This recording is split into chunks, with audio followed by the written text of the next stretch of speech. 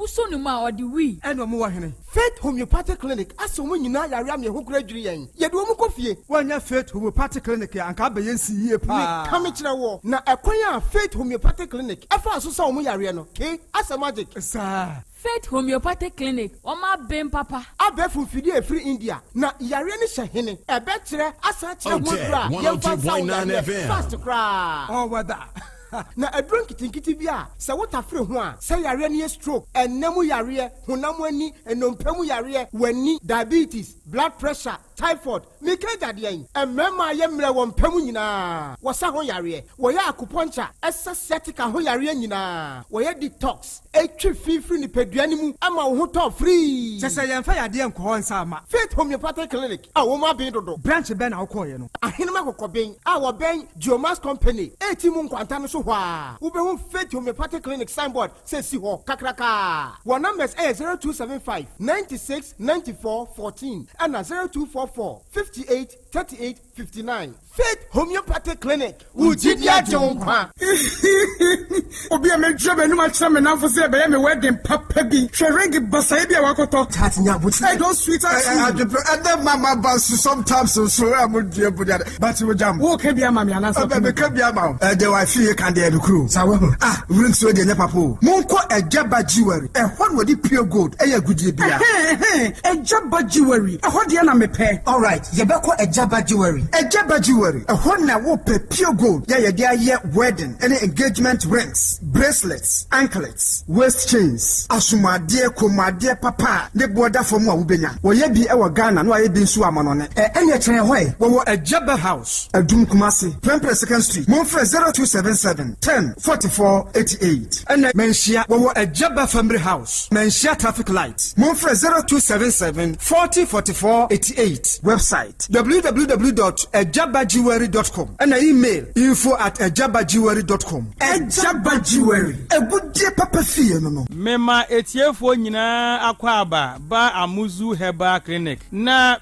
mediadrobia ba yefre no amuzu p heba mixture eyedura ebua ima eni mema nyina na oba pampa no ohye efi na seba no obehia amuzu p heba mixture oba insio basa egu no ono so behia amuzu p heba mixture oba bi a otiemie na se ne hene pa di ono so insawansawa agi na kosokuma boso ono so behia amuzu p heba mixture oba otiemie ne junso no pam pa no ohye edi akireba ono so behia amuzu p heba mixture minka se junso bia ense nsuo ba se ojunso na se ne kala no eni e darkish more yellowish na pampa no ohye omu a ekire me se ekikaye eya ba ojunso no mu enti pa amuzu p ne no mu e die na chika sei anase hunam ne ya ono so nkopa amuzu p nonom bema so a otiemia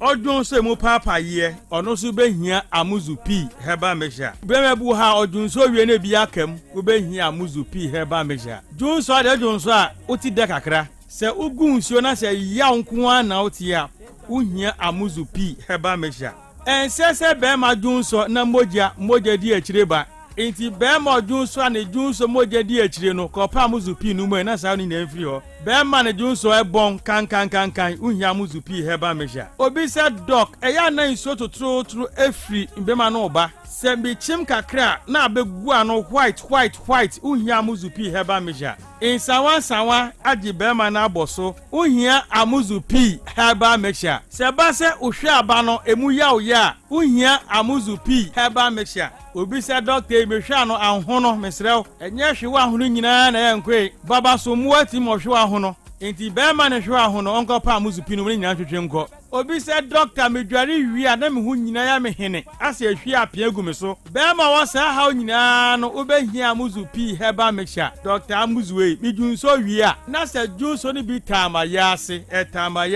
the same amuzu p no ene ese edi se adwuma no wo pedoduo na atudi a ewo heba so ku biara mo ewo pharmacy drugstore any herbal shop biara bi wo ho se dodo pa na opetu dia no ba ya so ye na otafun hia so amuzu junction be moro market no tafun hia so amuzu junction be moro market so Kumasi no akodani herbal misi herbal pedan ko mu tu bi senton bi akra mu ko kan shi draglem mu bi sana na bo wache Kings Walk Repash and Tinatet opa amuzu puse mi se bia frame number 0247 776743 0247 77 6743 amuzu p herbal mixture mauji hiochalo. Setting the trends that others can only follow. Otec 102.9 FM, the pride of Ashanti. 102.9 Otec Sports. Yo, Natalie, I dey cooperate. If he be girl, I dey operate. Yo, what up, Asante Mine? Muntie Royal Sports from Mondays to Fridays. Any Total Sports on Sundays. Shatter movement to the world, we say. Natalie says so. Yo, Natalie, I dey cooperate. If he be girl, I dey operate. Yo, what up, Asante Mine? Muntie Royal Sports from Mondays to Fridays. Any Total Sports on Sundays. Shatter movement to the world, we say. Natalie says so. David Kra, Madam Fubi Bima, after ball or catch them in the baby or CBCA. Kofo or Nuri and I send you a name and I say, no, so let me or cat by them yesterday. Minimum salon, minimum jot, no, minimum BBI, and the mission the word will be heavy. Area, be a bina, and your body are Bakuna their phone, and they do where will be a anyway. Silver for Betapa. Apeto. Let me say Apeto.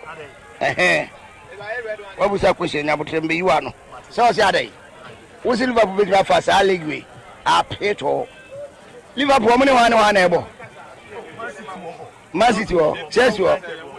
Nabasanim. I want to Spain. Spain for the woman.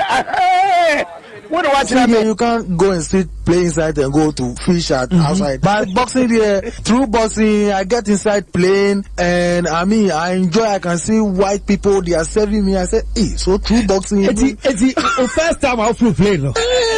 Papa, don't talk. First time there, I go and sit inside pray. I'm sitting there with one of the white ladies, and you see these white ladies and white people. If you are sitting down with them, you are travel. Forget they don't talk to you. They will never talk to you. I don't know what I'm going to ask this woman. So me too, I'm sitting down cool. You understand me? By the time that plane is going to take off, me too, I don't want this woman to know that me too, when this is the first time I'm coming to sit in. So me too, me church and me to say I'm a traveler already. That plane take off and that plane make then I hold the woman. And the woman say, hey, are you okay? Take easy. Are you okay? Are you okay? Okay? My brother, come and see me holding this woman like. Then the woman start calling, hostess, huh? So they don't come. Yeah. So me, I hold the woman like this. The woman said, my brother, it's okay. Are you okay? Don't worry. So after the time the plane take level, then the people start come. They say, am I okay? I say, yeah.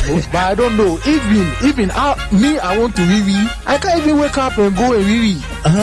Yeah, because I'm afraid. I have to go and wee. If I go there and I go and down from the plane, then they will say, one passenger. Come on from the. Hey, I can't do that. Sometime now, what's that plane move? Some of us never more. They are not here. But lock it.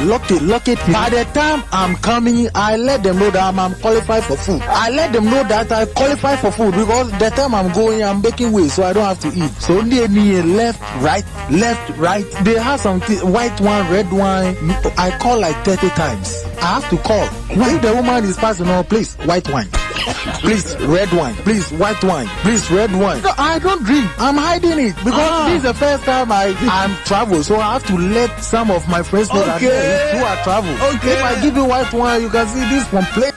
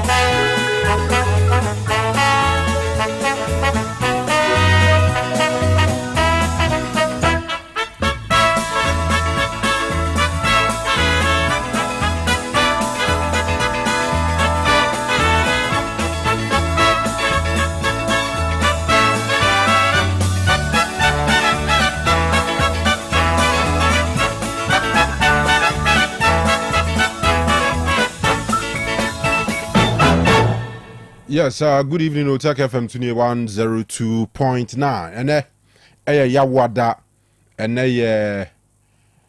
January Neda Tosudunum, our 2026 moon. And you may send him where she BMD and I just say, ye tears him now, Yadjuna good year home summer air course. In fact, first of all, I inform him about the latest one stories. And no, I was a wood tea. Yaboabo no by Beko share the woman on the last be corner for the FM.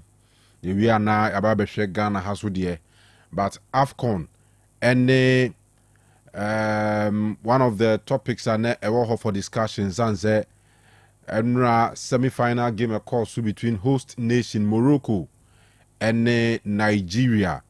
Akofa a lot of issues about controversies be brave and after game no just say amount for a raisy na yebeshe and how a game nisi koye after 120 minutes no game no end in 0-0 never say yebo penalty shootouts and Nigeria ni abranche fene Samuel Chukwueze and Bruno Onyemachi womo ebomo penalties ema goalkeeper Yasin Bono save ni mienu nyina Nigeria your mind back one abusuafo muntie ni ye omo kakasa ebro 520.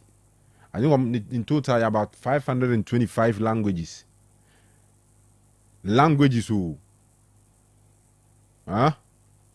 kasa hodo onko ahanum ni akire. Aden o mind back aden. We Canadian.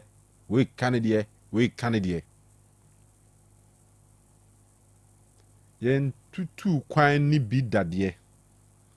But minim say uko Englander omu nyina ka English. Meboa. Just one language. Even though mo accent or mo Liverpool for no accent or Scotland for no mo accent. What I say? But a brofu krona. Yes, probably there may be other languages near there, but the most officially recognized language on mine munina or Kanu English.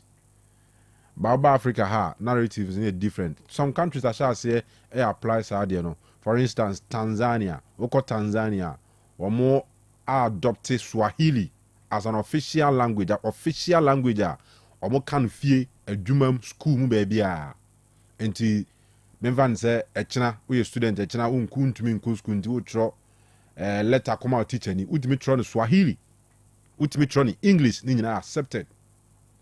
What you say? Bagana hadie echna unkusku na utro letter come out teacher na utro ni tria maza o paper o krata no ebe muamu to dasbin ukotro na igbe ebe muamu utro ne fante ebe muamu dagbani dagati ebe muamu to atwene. This all tro brofu because the only accepted official language Ghana and English and ye krum kasa mum die enti sanete now when you na de mekwa akusi assembly so uko Nigeria omo very tribal, very tribalistic omo de ban tribalism they say Nigeria for no omo say Igbo for no omo problem because enra penalties mienu omo say ni nyina Igbo for eno ma so si Igbo for no so pa Hausa for asumumu Yoruba for asumumu omo si Igbo for na ko say penalty. Look at this. Sao man no mani mi no mo da chese bibia ye gidi ne chese some way somehow ni ade. How can you drive tribalism ewem senka Ghana ya bobo asamoja say penalty no most one tribe afa tribe asamoja ni film no mo de David Ghana have been to me see Ghana they say a penalty how you Ghana you know say a penalty e be deal with you nya wo tribal film ba you so tribalist just say tribalism ya dia di Nigeria futrimma Chukwueze means God is great. Almost say Igbo for no akobom penalties ato akune na Igbo no your mind back one omo can say for tribe back one omo na gu Nigeria. Biafra ne emu nsensem nsmp enti Nigeria wɔn defeat no akwa nsem bebre now wɔn so ɛsan bɔ referee Daniel Laidin ɛnura Nigeria fo bully Daniel Lai ɛwɔ Instagram ama Instagram for na closing account no Nigeria for na nipa 200 and something million emu 10 million kra report kra nyasem ketewa omo bully referee no social media na wo hwɛ game ni bi nura wo so assessment of the game any how Daniel Lai handle match no uhu ni saying Daniel Lai enra oyade but enuma nkitinkiti bi wo ho a me oyaya personally mani anye ho oyade match ndo dini yie onyakukudro dini yie pa ba enuma nkitinkiti bi wo no oyaya ya na hu hia so oye football ye de mra na ebo emra ekire se referee obo aben agi bibi etia player bi no bobo no twetwene a man yellow card enra Morocco ni Morocco for ye bi two times wa mom yellow card emra fouls bi so digitia Morocco Nigeria for no ni nyina question mark kakra wo ho yes ubetumi aka say the decisions no and make na major reason man Nigeria for lose game ni there but then this is football obinya corner na ujitia na unim de na nka bet me free corner ni mu aba enti yes Nigeria for lose but some of the arguments omo ye no e be a genuine I mean me the personally nram say when you are certain decisions bureau but of course we any padasani referee papa bi o wasase su bi adi match bi a we mistakes enti na ye argue the other day say to avoid this because Nigeria for no perception say Ghana for you chiro mo ye mpoma se me time mo ti asa ko yi Ghana ni referee so medi match no be sisi omo to mu hu ni ma bi say pe o megina so dia kan sem so to avoid this na I think say no son come Daniel Lai a different game say so ebeba be hwe we nyina na afa ye di hu nkomo na afa ya kwanim scandi wa ha kofila bi wa ha dimonza enso ewa ha samra kopim 10 pm ya wo amanone nsemebre wa bra na Nigeria fo gigu omo no say na Madrid enso na enwe ne sen Real Madrid Copa del Rey Manchester United lose to Grimsby mo kan wasem kan ye de kwa na penalties o we was Madrid was no Albacete. You know, I come once materials. We are one of those old traditional clubs. Spanish La Liga. You can't write them off that simple. But of course, against Real Madrid, obviously Madrid are the top favorites. No bien some come kwakoshe. Madrid, you free Copa del Rey ni mu. Tizi afi Madrid trophies will be to me ageno Copa del Rey enka. 20 minute treble. Madrid treble there be Champions League La Liga but Copa del Rey out. And a chance for a treble no over for Real Madrid. Alvaro Arbeloa first game Albacete pine. Now there Yan Kran is 90 plus 4. And I'm going to say winning goal no. And it Tiakuma. Hey, yes shows our time now. And then Kausika be 100 cities Ukraine. Say you show 90 plus 4. So that time now Albacete for share Madrid no. And Kausika 100 cities enjira. Feeling is to say okay, I mean subjective. I mean obi one man 100 cities ya obi Madrid e no kre. So I just say any no kre. But Charlie and rank of one of the Madrid na reho. Munjani is on Facebook na yankweni messages ni bebre ba moye ho ade pa yetena ase ya no ma sha ase troba moye ade pa edo na Ras Benjamin Benitex or say good evening. Okay, on your chai. All right. We bit ma be chai ni chai. Yeah, chai. Ajaze. Oyibo Boatin de ne dia ba no say or the free neighbor hin. Watching you live. More updates in the camp of Kotoko. Greetings to Dr. Nyamekesi of Discovery Medical Center. Virgin Chamens are watching you live from Adansia Krokeri. Benji in Fences area, referee Ni Lai. I will rate him 8/10, but they should give him most of grade A or B matches to improve and build his future. He has a bright future ahead. He shouldn't like shunning or hiding him, but give him top matches and games of tension to build his capacity. Okay. Joseph Konembe Sunday, watching you live in Krakrumin Senra in Offenso North. Abba Zakari, good evening to you, the best sports station. Keep it up. Trinador Barnabas Awuni for sure. Or say Niger for you, no difference with my Ghana. Emmanuel Jesse Ozai, good evening. Adonai One Baba Shop. Ebuakwa Kubase, Ozu take the number 1, more fire. Anane Dieni, congratulations to my darling club, Arsenal, for their sweet victory yesterday against Chelsea. Anane Kunsu Kojokrum, greetings to Collins Entry inside KK.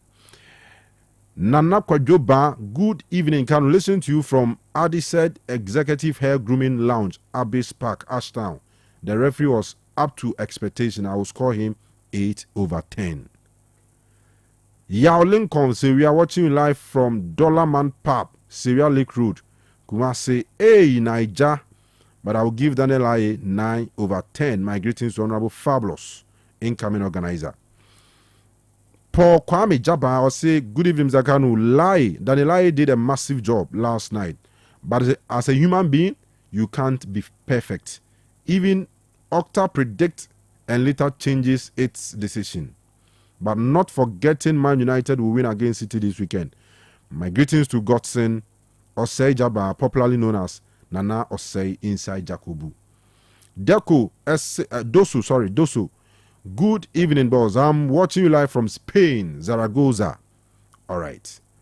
A free far, David Afrikiko. Daniela did a fantastic job yesterday. No qualms. I'm watching the show live from London, from Sir Afrikiko. Greetings to all tutors of Jamina Kenton Senior High School in Offenso, especially Lady Gaga, Senior House Mistress. Abbas Salis, Gary Neville and Roy Keane should shut up. The criticisms are too much. Okay. Lawrence Ajayata. Lawrence, say good evening, boss. Watching you live from Kumaura. So, okay, my assemblyman. Honorable Maxwell Dufour. I know what you Simon. And I'll say, oh my God. We'll see Simon and IJ. Good evening, boss. I'm watching you live from Tepa. All right. So, messages are more banibi no monko so amfamra whilst our last MI the hottest presentation at the far foreign tidbits ya nyina enra Carabao Cup second semi-final and also first leg also Emma Arsenal share Chelsea by 3-2 enra Garnacho Chelsea for Garnacho no o shegu bia o samo breisika Garnacho shegu bia or some bracika. Whether I say go ni mamu 3 points, whether I say mamu 3 points, whether I say mamu 1 point, or some bracika. Garnacho, Alejandro Garnacho. Naza unigo no. No ane ta. Sanity, the children academy hono. And a moody soon fasono. Tiwasemu break akra. Garnacho. But Arsenal the Nyamian Ukraine. Afi. Man here Arsenal beje caps ni nyina o trophies ni nyina o meji akode La Liga nya o say Arsenal yeah almost said dinner no na me adoma me me da wi 12:30 Manchester derby Antoine Semenyo wo Bournemouth which is rough wasan ba City san be pay a share enyi Michael Carrick first match obe win on Saturday yeah the Pep Guardiola tiko betwi form on poo, no. Because on Saturday, 3 points or nothing. Yeni agro, yeni abre. Antoine Semenyo, Fatu Trimse, Lisandro Martinez aba. Antoine Semenyo, Fatu Trimse, Harry Maguire swaba. Antoine Semenyo, Fatu Trim, Se Luke Shaw and be left back on trim out. Oko righter. Ye di Luke Shaw better. Oba lefter. Diogo Dalon no de minyin ni sa onye heavy. So, enti semenyo. We Saturday emfa twen Chelsea mo ni Arsenal mo. Liverpool mo. So, but Saturday we are 12:30. Your boy is how much ni we are next match any Arsenal. Na Arsenal feel so we dey mo City dey ni we nka ho asem. Afi so me we are me enhwe. Last season ye ba wa mu we are share no. Afi mu me we are me enhwe. Otec 102.9 FM. Michael Carrick aba. Michael Carrick 2006 Kofani free Tottenham Hotspur by United. What a player. The ball left fake clean. So Michael Carrick is in town. Mumpo Carrick is in town. Anyway, my young kwama no nimra. Ya bana ya jimra hwe nsem ni mu na ya didi hu nkomo. Ene transfer deadline day e Ghana ha. Ene twemu a 12 anajo 11:59. Na transfer window na close. E ba ne sa obi antumi sign player biem until season abawie ye. Until who expect to say we club sign player bi na Kotoko de already ma di 2 players aka one squad no. Dogo Yakubu Dogo ne Prince Bedu. All right. Enti ye be kwa kofa foreign base na ba ye ba na afia de nkoma aka na to asoma mo. Ye frame Kanu samri akopim 10 p.m. and Thursday. Royal Sports and Edia Sissesono. Eugene Maradona Edia to Facebook and of course on YouTube Otec Sports channel also. Sikapa ewa ha. Selemide kandi tu Janis Kandi Kofila Abi di Monza umunyina wa ha. Last no dia kwa manone obeso send a WhatsApp messenger 0505225578 0505225578. Now the message is nafa. When I say over on Facebook and then on YouTube I'll be to leave comments or Otec FM official website www.otecfmghana.com and also be to tie audio feed ni bi el honum na BBI kama. Enti enye afide free a yankomra ye ba na ye dem komo aka no abeto amso.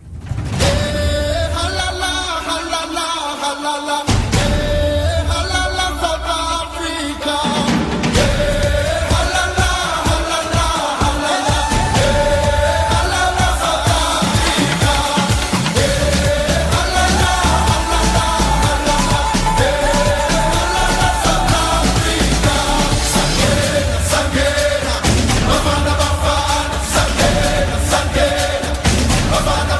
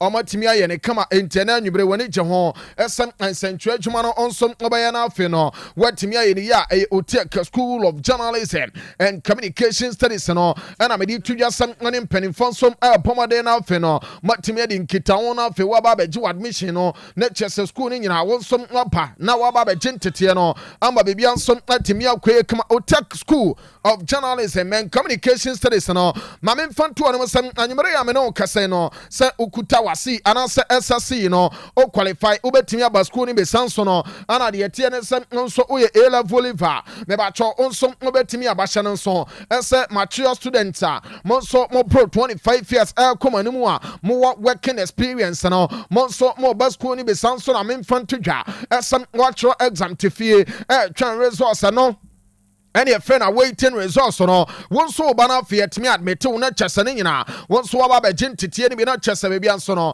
timi akwe kama entena nyimre wo timi nka na de tie ne said ye me de atoto dwan nyina no o qualify sem so betimi aba bia o pomade na afi wo fa na mbesana na woni mpanimfo so no timi de nkoma kama 0547 823 005 0547 823 005 and I say 0243 842 007 yentin simuna feno yemfan 70p eno som ntimemra na chese baby ansom ntimin koso kama enanyi mere me chance e de afri de tie ne se kopa de ne mo na yedin komo p ni nyina ene sem anyimere ya me no kase 2 games se ba so e mo chese de nyina som ntimin koye kama de tie no ene se beko se ye fanyimere no amo bo de tie palenti aboboko no entim na game na e ba so 8pm ya ana sama che no eno som ntimin ato Kano, Mamin confirm some aya crapa, Netim at the Rossin Santa Den, some ejinamo, Ampo Adia Tia Pass Abobokono, Ama Chesaning, and some Atimia Kosukama, and on some 8 p.m. na San Kimano, and on so Timia to Jayo Kianamano, Mebacho Mamin Fun to Anamasa, and Numerino, and me 2 games. The woman is some Ala Verona, Antina Fiamma Bologna Bobokono, Abatina Mono, Kanama Kuma Kumiansa, Ama Chesam Ala Verona, and some ultimate Kanum, you know. Tim ayo Bologna bobo kono ayo 3 points ni nyina amon sansom atimi anka ama bebia nsom atimi akoya ya dere nyina no anu nsom atimi de atodwa yengram awo Bundesliga no na me pacho German Bundesliga no eho no mo de tennis Augsburg bobo kono de tennis amoni Union Palace no ade ahwema game no ya boss mani mi no me pacho opia entimi nshebe awasan game no ma ya dere nyina no anu nsom atimi de abante we ya kakra wura mo awo de wo mo ne san aye ananyemre matchesa anu nsom aba so ayedi won komo pina no ama bibia nsom atimi akue men koma no na afi no menin koma wuto emfamfra ma no nsem no mo na de atene se onsa winter transfer window no eno apie ama team sawodo and so players omode baba be augment squad no na afi no ene ma nyina nsom atimi akue na me pacho de wo sem uram awo Chelsea bobo korumu a ena nyemre de mensenka ene sem amomet fraud ani tin ade Enzo Fernandez no yese Paris Saint-Germain bobo kono ensom apese omuhwimbo ne de free Chelsea team no mo ama latest report mensenka ene sem PSG team no enye bia winter transfer window we no mo no omo pese omo hwe animu a na chese na sama no orone tim ade Enzo Fernandez no omo som aba ba chena na fe player no ekokosia kan ewo Paris ade ma side ade tim ade PSG ano aya kakra na nyimere ba ya de na nyina no ano som timidi atodwa yesi PSG bobo kono aya willing and ready as 220 million pounds omo som betua ade ma side Nedi Eri Chelsea lectures Enzo Swaba Niyan se player ni fele asem orani tiri Enzo Marascano lectures orana nkasa wo Chelsea no no obuai pa ema ne form no anu nsom gina so wa bra papa ne kono asania man kasa no anu nsom ntimi nkoye emfam wono ankasa ana fe club enti ade ne de se obetena fa kono fe no wagye ne nkwase de omovi on na fe no anu nsom akona ni mabeboa enti orani tiri Enzo Fernandez no yes player no season ni pana we ya anu nsom ane ni agent no abetena se we ne ma pemu wa bra considerations awodo no amo nsom abetimi de abamba bibia nso no anu nsom atimi akoya ya de nyina anu nsom atimi de atodwa be ba cho Manchester City enche ana abranted de Umar Mamush amo kokofa no adane baye na latest report and anwumere me seka and it's a city yes sa memfanto no sa winter transfer window we no owura ne tiri Omar Mamush aye player baako a city amaso mani beje esa boy no so ade baako ne se omo betimi de na kono afi no ade e fa ne se loan wakwakobo esansem aye city bobo kon mo bae no ene am fai emfama Omar Mamusha ya men try kan sem aye club le tin ade Galatasaray Sport Club no de woman sem ya so mo ya ready ese Omar Mamusha no ombeje no ama player na baba ya adwuma ya se the Egyptian international omo na tin komo ama player na nkasa so no ensom ade beje sem obetimi akoba be na fe kwakoya adwuma no ama de men say kan se anya galanko a me ba toton no mbobo kono ane Aston Villa nyina IS press interest owura na tin ade Omar Mamusha no se omu nya no a enkabebua ma tesane ma nyina no anu nsom atimi ankoso ye dire nyina anu nsom atimi de atodwa na weni koba wa bra Ghana ni abrante ane tin ade Antoine Semenyo ewram ewo city no yasebo ne koya na mpanifo ka kire ne se bema ba adwuma na ebe fa se brabe ye ne de no kwasem ne enya no na wo ye no enti se Semenyo ba ye 2 games awabo no ne nyina wanya goals enti e kire se player no ne ho hene pa chese oba be bodwuma na eno nsom ebetimi akoye enti eno ana emma owura ne tiri Omar Mamusha no ano nsom consider yes kwan bi dawo na fe winter transfer window we no ano nsom ebetimi de akoba bia le chese o consider de nyina ama ne nyina nso no ano nsom atimi akoso ye tiri nyina ano nsom etimi de atodwa be ba cho Saudi Pro League no owura ma me fanto no Saudi Pro League no yes clubs awodo enso monitor mo Salah a situation I would want Liverpool no na ne nyina ne say dan de Liverpool play and it did Salah no on Salah de oba AFCON no wa ba kutia pi ama o kan sama would watch say I oba no de tie ne say environment a friendly edema no Egypt environment no na hono no players ni nyina kabom na omatin komo players ni nyina enso timi kabom na afi no ade a ye fere sem training no amatimi aye we nim se we atie me na so ana se we ye se bia ni ho entim ano de obetimi akasa environment ono ankasa owa na ni Japan no Egypt national team no omaso ye na chesa ono nso no ene ma na nyina nso atimi koye enti owura ne tidi Salah ebedidi nkomo we nyina wa bra na chesa oba AFCON nso no na niama pin so pa kire esem owura ne tidi Muhammad Maghrib Salah Gale me fantu ya sem aye boy no na ne nso anye e wa saida na tin ade Liverpool ya men seka and it's a Saudi clubs no aya wolen say owura ne tidi Salah amo betimi afa no de be seka ne say sama no clubs awuto ni be aya ready as a 50 million pounds so mo de be ram I will Liverpool bobo kono akwa say Salah amo sabeka no na Salah ankasa no the woman is yes ono na ni betimi aje asam ono ankasa so betimi afi Liverpool bobo kono na yes before selling for team no ansam betimi ya consider as Mo Salah omu jana mana kono aje sa club na ankasa ani Mo Salah etna se edidi nkomo se kokopa asam aya Salah nsam pa asam opeso free club ba let ade Liverpool dia Ombe we shene wo na afi no omo nsom atimi abomari a Jessica jane kwan ama Mo Salah nsom atimi akwa akoto aso e wo de yetie de sem different club ama be pia and nsom atimi akwa Saudi clubs no anti Salah cheche me ba cho for the past 2 seasons no ne nyina omo pomaten asem aye Salah nsom ombetimi ya adwuma no ama be bia nsom atimi akwa ya tede nyina and nsom atimi de atodwa ano aye kakra na nyimre eba ya tede nyina no nsom atimi de ama onkai boya ne ade Federico Chiesa kwabena mani picture no ne nkomo me ba cho owura ne tiri Enrico Chiesa ne ba ane Federico Chiesa de tennis player we eba be remo ewo Liverpool bobo kono mo baba hwe esa ne ma pina ansom obetimi akoso na ena nyimre dia metie no ansom aye side ne tin ade Juventus nso no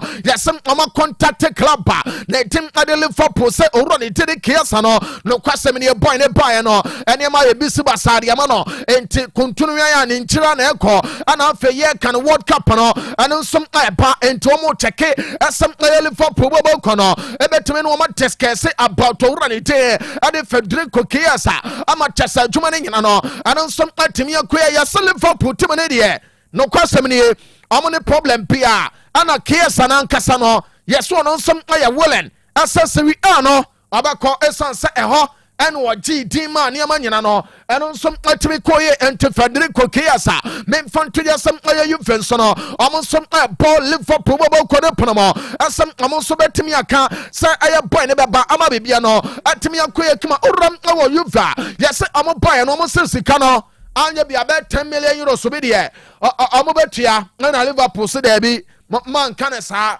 boy ne boy 18 entimo de mo Chiesa yedi problem bia yedi nkoma na fe no yehwe se mo ankasa no mo so 18 million euros mo nsabetimi aka na mo de abana fe no yetimi ya adwuma no wa bra no beboa ama chesem owura ne ten ade Federico Chiesa ono so abebo adwuma no ade amakra ba ne dede Juve entim enkomodi de no ano so etimi akoso betun Juve ane Liverpool ya dede nyina no ano so etimi aba be ma cho owura ne dede magei ne won sansam no yamfa bi mara esanse updates awodo etimi aba no sa City bobo kono pe defender adena ba Rock of Gibraltar na chase wo ba be kire na one de tie ne san abrantia ne demi fantudwa asa de tie ne san aye Jeremy Dokomo ana fenso so no amrantia kano aye Josko Vadiomo ensom abunia awo City e kire na Mageia City bobo kono kwon sa amopano no boy no kwasamene say Ungram Ewo City amo director of football papa ni tin ade hu ko Viana me ba chori am say kan say esi owura no oya paba ne nyina anesa Crystal Palace bobo kono said ya amo se twi omo say tan no aso owura na patcha say policy team na nkasa no omonyo amadwene sem ompeso omoton bo no ana City nsom 9% tabaka omonsom apeso omode ne ba enti animanimu yade be nsanka ana sem police bobo kono omone City reach agreement City bobo kono chase etiti nkoma wuto asem omonso betime nya center back na fe no ono nsom atimi aba ano aya kakra wuramo awo chese Mageia dealer na eba beto yosem obetime dia ko City no ano awon nkoma ne yade nyina no ano some ultimately about and to go Vienna. I say a printed it didn't Mageia no asade no aye complicated and say obetra tamwa na transferring to no and so akolosi na City team no omanya player piano derby onya sajuma no animanimu ya o hye nkomodidie na se na fe on club sawudo and some atimi esa amo players amo ye center back sawudo no amo sansom abetimi akabia mabibia so no etimi akoya ya dede nyina anu som etimi dia ba be ma chow se bobo kono apesa amo sumia squad no mo enti yaduru Chelsea edi nkomo report amense kana na nwumre no and it's a Chelsea team no a new center back adena ba na yetene sa yase owura ne tin ade Enzo Maresca na owo no no last summer one mpanimfo tin komo aka kire mo sa center back row no ohia player ade na bana fe no ono nsom aba ba yirim aba bibia so otimi akoso eno omotwen ya entimi ankwankosi we eno nyimre dia menseka ane sa papa ne tin ade Liam Rosinia ensom ane mpanimfo din komo ese obehia center back oba ono nsom aba bona fe no aye Chelsea kire ho ono so timi organize defense no na fe ono some our experience obetimi aboa Trevor Chalopamo ono fe Joshua Champo ono aye kakra eba obetimi abusasa na center back body Joshua Champo amobeton no anasa ade no obekolo Chelsea boboko ne say boy and it ade Joshua Champo no onko be bia boy ne betena na whoever obeba no ono som atimi understanding no fe no ono som atimi abadwuma ano aye kakra me pacho wramo awo side janitim ade Chelsea ano som atimi atodwa ye de won koma ne nyina ano som atimi de aba ye de nkoma pin atimi aba na fe ye de ne nyina som atimi ato so na me ba be ram awo Spain na alati koma de bobo kono me ba cho owura ne te ade Juliano aye Simeone ano aye Diego Simeone pa no me ba cho report amense kano and ente bia player no son ane alati komado bobo kono ebetimi adedi nkoma na fe ese na chesa boy no ansom atimi extend the deal no ade ama alati komado club ne nyina ane say boy na nkasa answer papa and a coach ATM and a boy no ne performance no was so entim owura ne tin ade de atene sem Giuliano Simeone de ben say kan say encommodity no and nsem aguso akoso aleti commando ne so no arasa boy na nkasa te no nyina ombetimi atrete mu de no ama chese dwuma no nsem atimi antoa so ama bibia nsem atimi akoya ya de nyina and nsem atimi atodwa onkai samere betu dwa wa ha asa papa ne tin ade your king cup ono abaya ready and willing asa aba returning to football eno aba ba yesa onya Madrid adwuma na ni beje pa na de se de toso me no owura na de crop no na ye ida Madrid adwuma no ananse Germany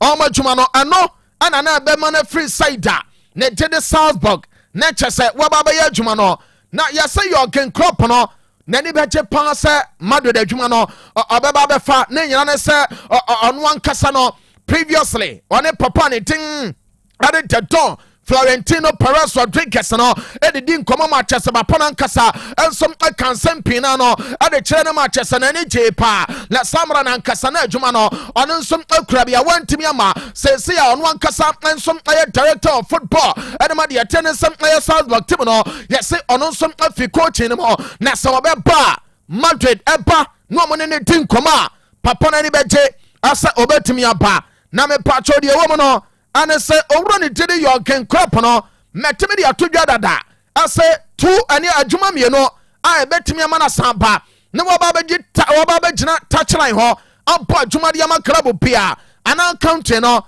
aye Germany adwuma no ane Real Madrid adwuma no eno aye kakra na nwumere me nsanka ana me de todwa na me pacho tie ne ye owura ni tede Alvaro Arbeloa yase chase adwuma no failure Madrid ever gone all out for Jurgen Klopp. Sa Klopp po. Sa on po. Madrid bobo kono. And so ebetimi Roman feno. Meba cho amon som atimi do mo last nyina. Ade aguso na chesane nyina so no. Adon som atimi akoye. Na majede nkomo pi awa papa ne tin. Ade Klopp on som akampa. Dia men se kanasa yeso owura no. Ono ankasa no. Player back otu ne nsi Madrid ne. Anasa sa oje Madrid adwuma no.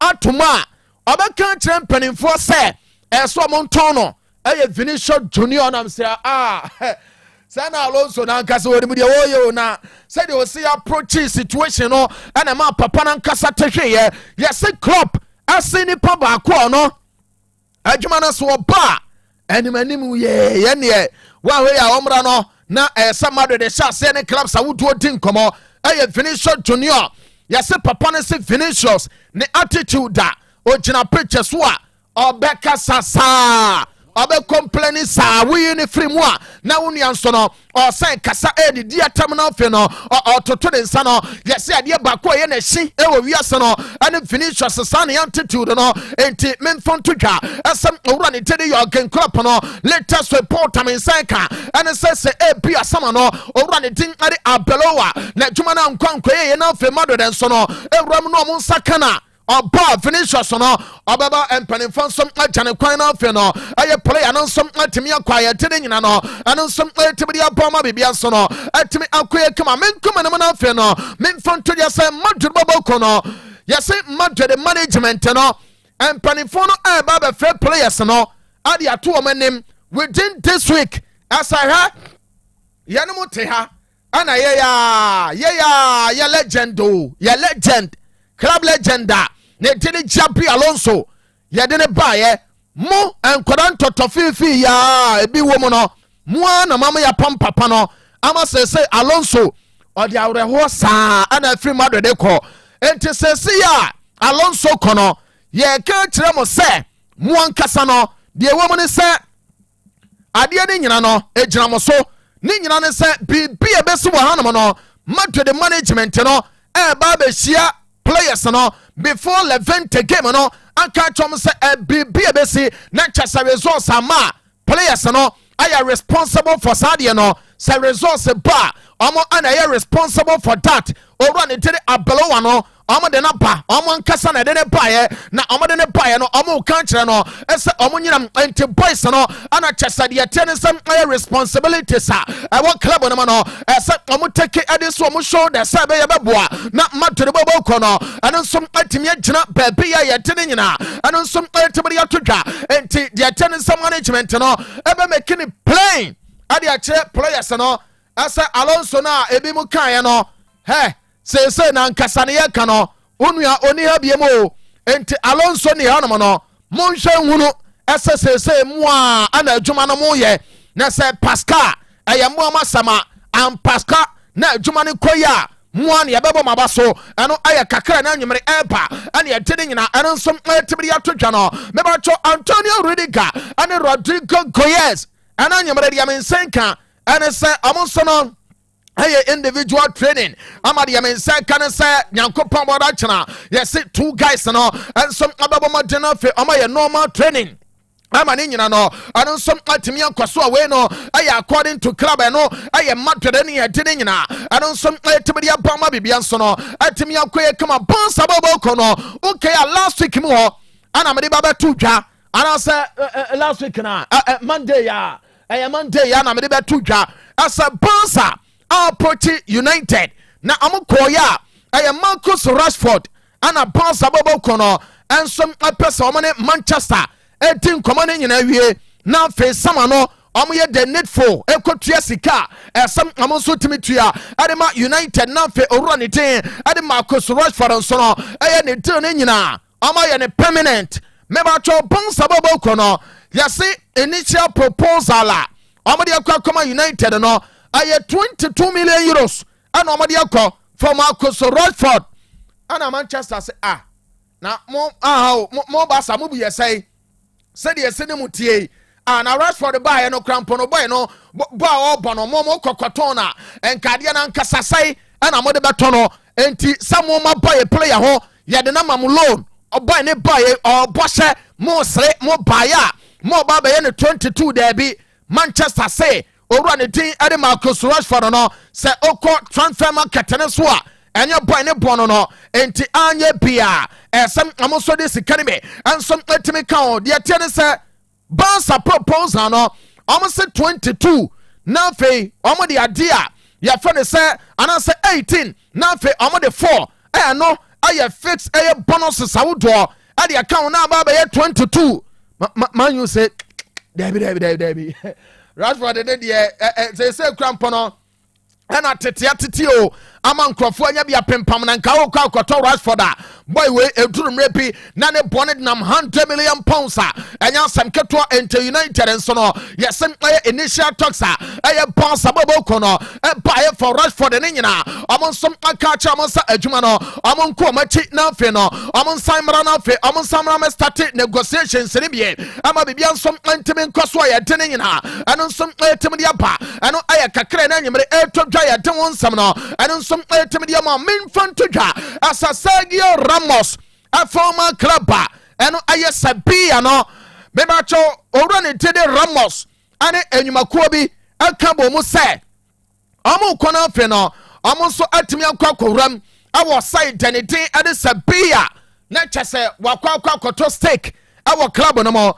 deɛ wɔm ne Sergio Ramos akɔɔyɛ no memfa nto dwa asa yɛse 400 million euros ɛna wɔne saa company no anasɛ mpanimfo a ɔmo di n'anim ade akɔ no ɔmo kɔkɔ yɛ sɛ ɔmo de ba bɛwuram awɔ Sevilla ama kyɛ sɛ club no ankasa atumi agyina ne nan so no afei no ɔmo nso aba bɛyɛ majority shareholder ɛwɔ club no mo ɛna nyimere deɛ me nsa ka no ane sɛ owura ne tiri Sergio Ramos no wɔwuram awɔ Sevilla kurom hɔ ama kyɛ sɛ ɔmo ne club no ahyɛ ase ma nkɔmmɔdideɛ ne nyinaa ɛno nso agu so ɛkɔ so a yɛde ne nyina no ɛno nso ɛtumi de ato dwa yɛde ne nyinaa ɛnso ɛtumi de aba ne nyinaa ane sɛ Ramos wɔ sɛ ne former club no nokorɛ nie sɛ ɔte akyire no ɔyɛ Sevilla na ne raho ente no kwasɛm ne ye ɛsɛ ɔno wankasa no ente dwuma wɔ abra bɛboa na afei ɔno nso awuram na Sevilla tim no ɔmo nso de sika ba bɛhyɛ ma club no ɛno nso atumi agyina ne na so wɔ abra mmerɛ bi atwa mu na kyɛ sɛ yɛka Europa League na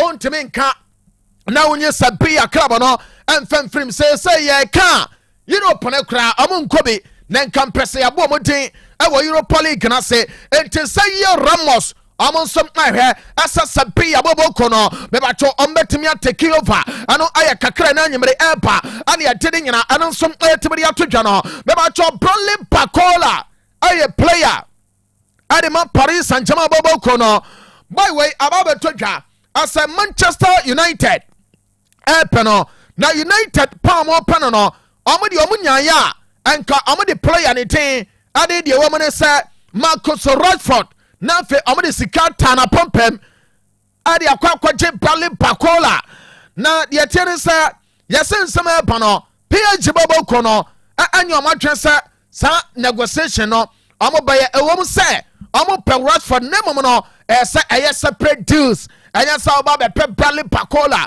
na o kasa Rashford no ye de sika ba be pe no ana boy na nkasa ensom pese otena side na te ade Paris Saint-Germain enteria bano ene some aye boy na the reps no ensom goso amachese omni PSG team no e didi nkomo sa extension som abetimi ya adwuma na fe Bradley Barcola wakoso apa adwuma no ade ama Paris Saint-Germain bobo kono ano aye kakra na nyimre etodwa ane ede won nkomo na nyina no ano som etimi dia bana mamin confirm as a Lucas Paqueta me de baba todwa ofia ha ese Paqueta no uram ewo onu ankasa ne fia anase ne kroma aye Brazil a one Flamengo bobo kono verbally ama agi dealer aye 4 years ana Lucas Paqueta epese okokode djuma awo de yete ne se Brazilian Serie A no edema Flamengo bobo kono na me patcho boy no ane side anything ane Flamengo no ansom pomoti agree verbal no akakwa kasa West Ham bobo kono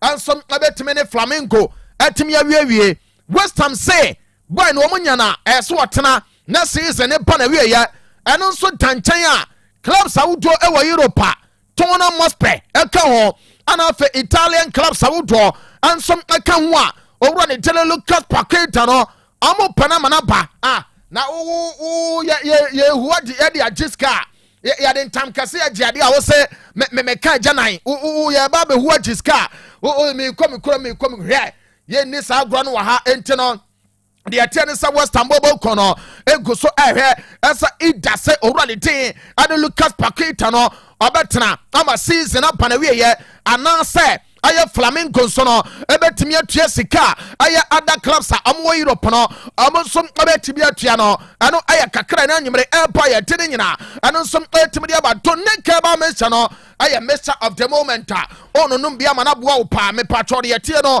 ane se osisi ena taya wo ya de tene sam otena se ona no nsa etaye tetrete to da bia obeka se abo eguade so wan kasa nsom wo ho wo ye bema o mensam no akofam wo ye mre ese timbia se no me ankasa me ni Madrid boboko na esa obamade na fe no doneke ba mecha no ujibi na bobo bema de me se efie ese enije ba ho enti enije bebe fia aye doneke ba mecha efi Diamond Scientific Bar and Research Clinic kaso no ana na nyimre bedi todwa esam nso opa bia no na fe no ane ma nyina ene nso atimi akoso ema na mobum nsa ema ye no aye doneke ba mecha sanso no ana me pacho wo ho na chese wan kasa skin no oba aye rough oba kasa bi akotre anasa wo a oba be woro no ho na no doneke ne bi ane ma nyina ensom ebetimi akoye na afi no o skin na etimi atoso ebeye sumu tesansa oba wani monyam no aye honam enti doneke no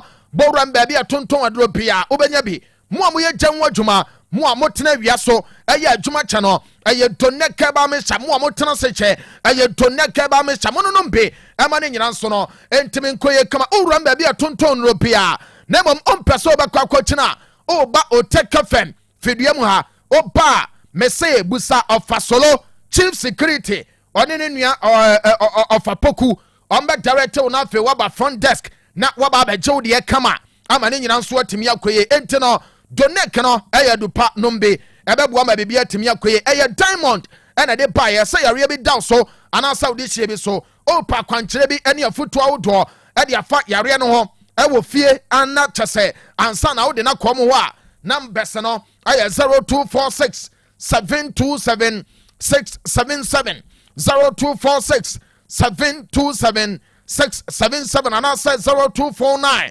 208 252 0249 208 252 wey aye diamond a amde donate kebaye no ene edu am nkomo pi etime dia chewo no ekwan no wasade ya ewie ewo aboboa no the boss player atena se no nwatwe bo enti yenye muma no na afi oni abadwafo so no entime ento so on Royal Sports enti boss yada say all right senior you be call Vema Plus for na straight away na yabo points kakra o han sana ya share discussions na say Dr. Riwa ha straight away we take you off now for the room Vema Plus for no 9 o mo dia ba no minim say 2026 o mo de foforo abeka ho dia e be hwe na yetie Dr. Ray enche Kofila bi Scandinavia award monza be join me na fe yewura nsebnimu na nkomo e wachiri bia so yede amamo enye afidie ni free ha Otec FM 102.9 the pride of Ashanti ugusutie Thursday's edition of Royal Sports na yeah other interesting story we should discuss. One of them are the Black Queens one more Jumadi omekwa akudi ni Morocco afia mu eno ye WAFCON 2026 na draw no eba so enawie e Morocco mem yeah the draw results na by reactions from head coach Kim Lass and a former head coach of the Black Queens Mami Nora Haptels is a coach among the cheap Polo of Zambia omunyina no eko draw na sibi Keto Kreku ye president of the Ghana Football Association omunyina kasa fa draw a Ghana enya ne ne amaya hodo ani omukusia e Morocco ni ade no ebehwe na yabo no so nkomo. All right doc let's say oh legend nyame adom so ho ye nyame adaruma official paso oh afin komisai ho legend pese na ti ase na bibia e kama that's right sure she na ko impa chinse that's right sure that's right. All right where the first of 2026 right sure it's where you nyina yiti sure information over my sure let us say yenchia Otec Royal Sports the TF4 na Vema Plus Company Limited yeme TF4 nyina nso official papa ye don ma se so ma so yemu no ma gia tum no mu patronize a product no mu ma good feedback yakopon ensure mo papa me pacho any first day and utie Otec Royal Sports na wate Vema Plus Company Limited ye na ye product a friend say Pro Starvite X Drive Lito and a Dinat capsules. Now we was a product and quite a product a herbal product purely herbal artificial additive being offer Pro Starvite na yaka say bema be here Pro Starvite capsules bema wedi 30 years going I was say one Pro Starvite capsules se wonum bi da bo modern ko pebi tonom the year 2026 and for what pomode en niagro bo prostate ho ban from infection bema bia wo prostate yakopɔ de ama bema bia empo emra wonye moyere another mama yemu no na o develop as bema no o develop together with prostate no into ya wo no kita prostate dada na wo nyina na prostate to e develop into banyina kodu baabi no na aye kese na ha odunso twa na ya friend blood no into so be wankasa ba gya tuma papa abrante on so wonya 35 unya 40 unya 50 ni 60 years going you know o Johnson sam anti sam mra na o 20 and also o 15 ni 10 no Johnson kanwa utu Johnson na o Johnson pressure na ese ban e wo form o Johnson filise emu pa mienu ebi because o me wo ntafo because onim reason why Johnson mu pa mienu o ka say normal enye normal o prostate ena ayekese ena aka wo bladder no aka urethra no ena mo experience spirit urinating no now obi wo so a o Johnson na ofilisa Johnson bi akem adichin obi a Johnson complain sa enti ponsiompo ontumi nom dodo because filisa onu so bebra obaji so bebre enti amanu sunumpo eso ate obi wo koda na jo a obaji nso na dwuni nyina ansa na de ache wanyi so kwa nya 5 6 ansa na de ache bema hu sansunsu aso oni peduem a e kire wo se o prostate no ayekese na prostate no ayekese no e hawa edi abani. Now you'll be a friend a somatic reaction and a somatic symptoms. Bema bi wo honoma de make on experience bi. Ojonso e batatata. Onyenso bebre. Kodana Jukrabu ko nyun so kra sa na de achen. Wadi abro 40 years. Papa, sometimes o body no entumi nyi sa symptoms we emfa ma bonten. But one day pet uba so Johnson emma. One day pet for urinary retention. Say Johnson was na emma. Acute urinary retention. Inti sa wo ya bema enkasa media menyu so mu pa mienu menyu so ntentem inti prostate wa me numbi bomode numbi enye se bedu babi no sa de ne toa de betuma ye ne se ye de ahoma ana katita ena beto bema mu Vama plus yen komo nyina ne se ema ye mfa katita ento bema mu enye se ne mguase beba inti chairman na wotie me ohina wuti abrantia wuti papa wuti mi bomana no prostate capsules ni bi gonorrhea ne how syphilis chlamydia yeast infection o your ba waseke kaw nsuo bi gugu nkabi wa himfi wa enkoye sabi wase kwan kese na eye ye ne no manam public toilet ne kra de sabi infection de bia wo mo ma me akatesia white o de poor how oba bi wo hono ma gono wo ho ahu se gono na wo ho no unyame ayi wadona wo ba oba no bose obedi dem ebetuma sen nani se betuma akwara na aya pache ebetuma na hwene enfom ye tise ni wo bebre betuma to akwara no sanso na wo ye bema na infection gono syphilis ewo ho a etumi gire hu nsuo te bema bitumi ni obada kama nanso eba ntumi mfimu emma ontumi nto badin because hu nsuo agire because of say infection ne bema no efon aye ketekete bomodern na pepro stavite capsules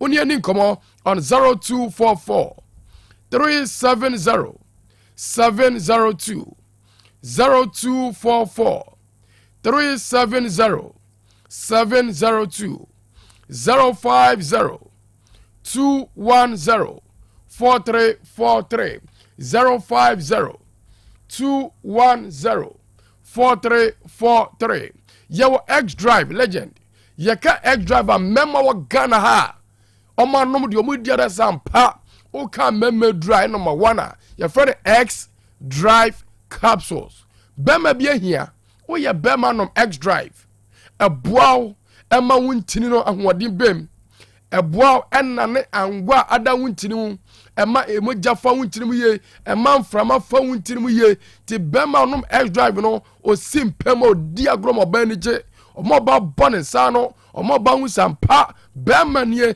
enam na hyiemu ewompem bema bi tie me waye bo kojoto ne bema no sabi emu adwuma ahoɔden bia ne bema nim nti ene styles akase aba baby girls na sua eyi wo dem no ono onya bi ne bema no de ko ba ho sabi enche na dodo sabi enche na ho aba se wo ye bema no te sa eya oba ene wotia oha no eya oba na ni nje nti emane bebre ne omukunu te nanso anigye omu nibi because bema no mema sem enkoye chairman a wotie me papa a wotie me abranti a wotie me se wo mema sem enkoye a enonom quick action enkonom 20 minutes before action 15 minutes before action bia koto X Drive capsules hu se u kidney hu hia hu se u liver hu hia intenya dro bia na wasa wonom enkoto stone bia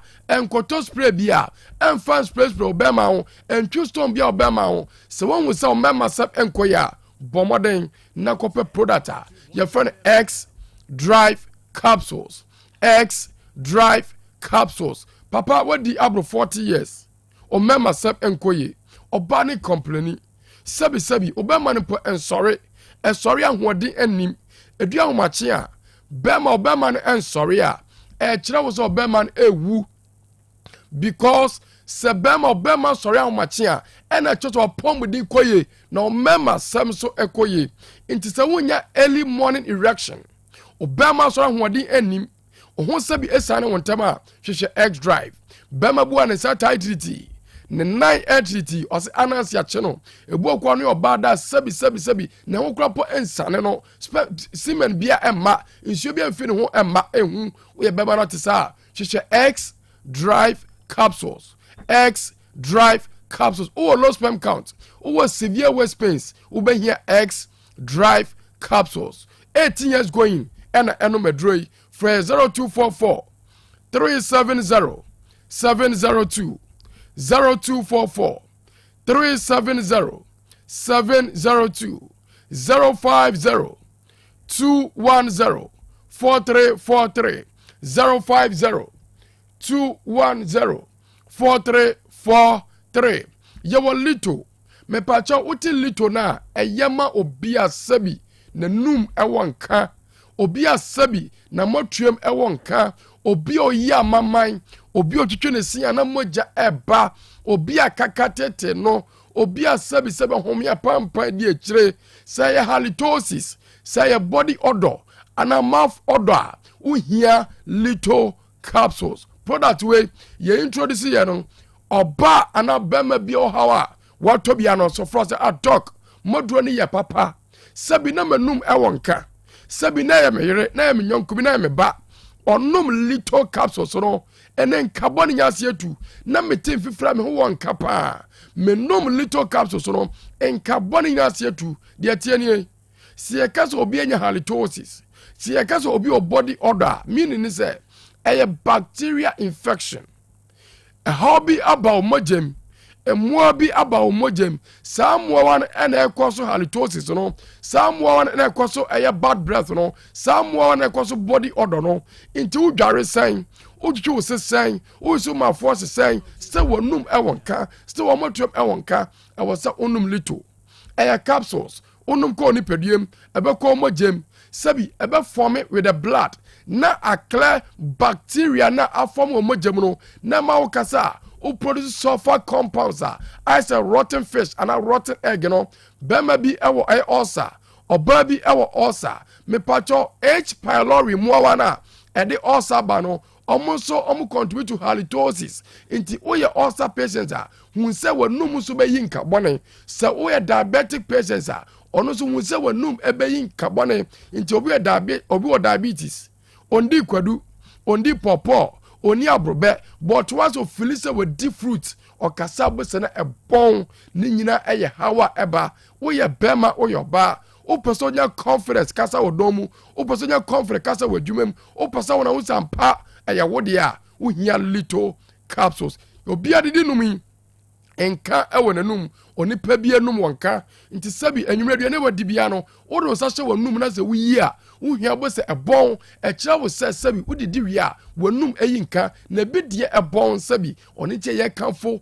little no edem obibia se ne be a onko gu ho ani mase se ne be amanfo ensrew oni che ka se hwe little capsules ye wo dinat ne baby girls ne nko a ya ma anuanom ma no enam se mane bebrebu o monsa no musu e mane bebre mboso beso a na ato ma adwendwere ne ejato because enam so ma se eyom ya menses no be menstruate no 5 days and 7 days no ya nko a no de be menstruate nti obahwie na sabi na afi na wafon na ne so ate na appetite na ateko mame nti e design dinner no e de amount so ba awoso boom sakama Ubumusa was 5 days and 7 days. Ubumusa sebi moja no eyeko. Ubumusa yese moja na yetuntum. Ubumusa nyesa sebi ote yaw ewechire. Ubumusa awase 5 days and 7 days. Obabi tieme wari contraceptives sa. Obono ban se be ya onyem. The more na onom contraceptives no, it was side effect ewa wodi so. It was side effect ewa pomode so. Oba bia kwa family planning or family planning ni wie no affecting the menstrual cycle no into any menses ne ma oba wa menstruate a untumi enwo oni te ewo ya ba onyini do 11 12 13 no wa start menstruate ni a kira ne sampa ama adwoa wa start ebu nsa inti we kire se oni be ma koda sabi obanyem na amada ne ho so na wo hwere ho so ye ne wanyini bi onyini no ware a no ne ni kuna ye na bibia ye kama nti oba wutie mi a sabi untwa abra wa wonyem na wo menses emma no o ye oba anasa wo ye bema nti a woni atenka no oni ti bema so mu a onte de oni ti ukunu so mu a onte de wan kasa hu se wo ma sam ekoye hu se oni padua no enyefe because sabi moja fie se fi oni padua no ba bonten send a body never prepare for another another blood anaasɛ another menstrual cycle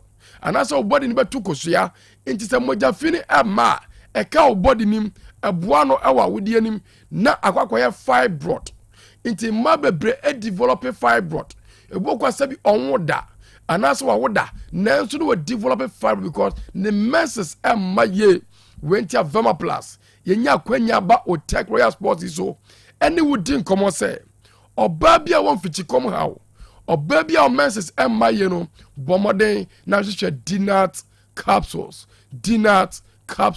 wɔ low libido watenka tekɔ bɛma so mu a ɔnte dɛ because ɔbaa bɛma so mu a sɛbi ɛwɔ sɛ lubricate ɛwɔ sɛ aseɛ wɔfɔ na bɛma ɛba ho a wɔtumi ewuram kama na biribi ayɛ kama ɔbaa bi ɔne kɔmpem a wɔyɛ ne den sɛbi na sɛ dendenden because ɔne atenka nti ɔntumi release hormones a sɛbi sɛ bɛma no nya atenka ɛna atenka nyina tekɔ ɛna sɛ menstrual issues no wohia dinat nti ndro mako nan ɛna Vema Plus egu so bɔ de wuro sɛ bɛma auto prostate afa X drive faka ho prostate ne bɔ prostate ho ban ɛbɔ from infection no na X drive ne boa ma bɛma ma yɛ den ɛboa ma wontiri ma yɛ den na watumi di agorɔ magya du ni pɛrɛ fusani ye from 18 years going onom prostate X driver ɛboa ɔbaa bi tiɛm infection wofa prostate na wafa dinat na kabom na wanom na abɔba from infection abɔba from menstrual problems wa wanum wɔnka wɔmɔtwem wɔnka twitwi osia mogya ba sɛbi pampa wanum ɔhome a ɛbɔ no na wanom little capsules bɔmɔde sɛ bɛfrɛ sɛ doc metie wɔ Otec Royal Sports me wɔ how mepɛ sɛ me ne mo kyɛ na matomaduro bi awisu na meso menya mayaresa ɛyɛ 0244 370 702 0244 370 702 050 210 4343 050 210 4343 edrondi the Prostavite X Drive Lito and Dinat capsules. All right. Herbal supplements will be able to be no product no ebi o honom. And also ba fani di nkomo na bibia aye kama. All right. Sure. Legend. Doc, that's it. That's it. Pa nyamishira. Sure. Nyamishira pa ebe sen shia. Sure, legend. Abusian for a Vema Plus Limited aswe na ye free abano. One of the worst officiating we had on. This is a big disgrace. It is a very big disgrace to CAF. It is a very big disgrace to the host country. I know say they don't host a very good tournament, but bro, this officiating is one of the worst I don't ever see. See, this is not, it is criminal. It is so terrible. See, anybody will watch this match, even a neutral, go no say this is pure robbery. Nigerians, we deserve to win this match. I dey so proud of these boys. I no go fit even blame anybody. That's how proud I am of these boys. From the beginning of this competition till today, we showed character. But it just dey boil down to our neighbors, 9 corrobos, deny us of this golden opportunity to go and win the final. We were robbed. Like this match, there's no analysis here. We were robbed. Like the robbing, bro, it was too much. I never see this type. I don't watch football for so many years. I've never seen this type of robbery. It was, bro, those small calls, throwing, corners, foul, yellow cards. Bro, how this Morocco team go play? They don't get any card. They don't get one yellow card. They were fouling us. Small thing we go do, they go give us card. Small thing we go do, then go blow against us. Yeah, oh boy, bro, no, this is not serious oppression, bro. This is an indictment to CAF. Live from Morocco. Otec FM 102.9. Don't touch that dial. For me, the best. What a performance. Everybody gave their all. Osimhen, bro. From the attack, everybody was involved. I did so impressed with this team. I don't even blame anybody. Even the penalty takers we miss. Bro, you guys gave your all from the beginning of this competition. I always say it. For so many years, for up to like 20 years, I never see Nigeria play ball like this. Eric Chell, you would have done better because I don't lose in semi-finals like that. I hate them. Being a Chelsea supporter and being a Nigerian person, you know me gonna be like say other countries now go know our tactics. Take them to penalties. Don't worry, it's gone. We did it against Congo. After Congo hustle, carry us go penalty. We lost in penalties. Now we don't come back this one. They carry us come penalty. We still lost. Now the question I ask is, the match was there for us to win. Other matches that we have played, we came with the winning mentality of balls were going forward. Today we saw more back passes than forward passes today. The Moroccans, they were prepared to go forward. They played the tactics of always going forward, pinning us back. They locked the midfield.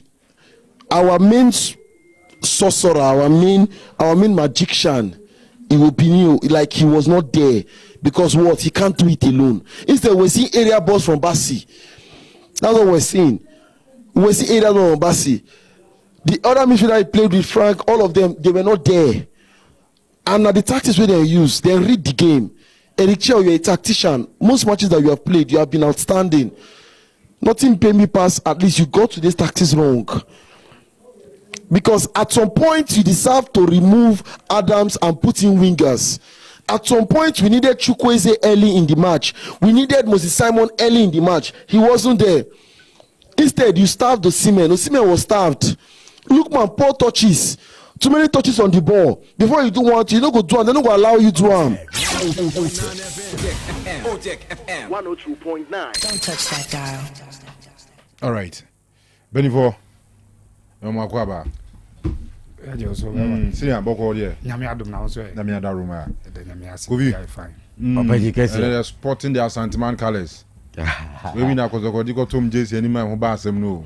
Omo di bisa to ba asem ho. Anane yewe ya. No meka ohene picture na ebe portrait no. Okay. Alaji Guru Mekai pa. Nana ya mponsa. Alaji Guru descending on them. They had to quickly change the jerseys design here there. Anyway, Bazash shirt in particular the FFA. Sure. Menshia merchandise ni bi ani there. Anyway, yebe go straight. AFCON, right? Oh, ze bibia. And yen take you off. And I hope pese nchichem. Oh, say Madrid dey and no ko ye dey say an komo bi ani ho ana. Abelo first game so the other say be kuya na banwe ni sin coach fufro dey. Sanete. Oh. Sana Michael carry the be on Saturday. Either say be kuya na banwe ni sin but me nim say be kuyi. What just here? Be kuyi pa. Saturday dey say e china chipe. Oh. Inti enchena aba. Ewa. Okay. Because you see Bumo is back. Ahmad back. Kunya wo Sesco are picking a form. Mason Mount back from injury. Harry Maguire waba bobo ni bi. The butcher, what you say? He's playing well. The butcher of Amsterdam is the butcher of Manchester. As a team captain bandana. Yes, I will keep papa. Yeah, number 2 nanye asa. Number 2 benenye. Is a news. I be here on so buff confiner. Think I'm news our hot ya.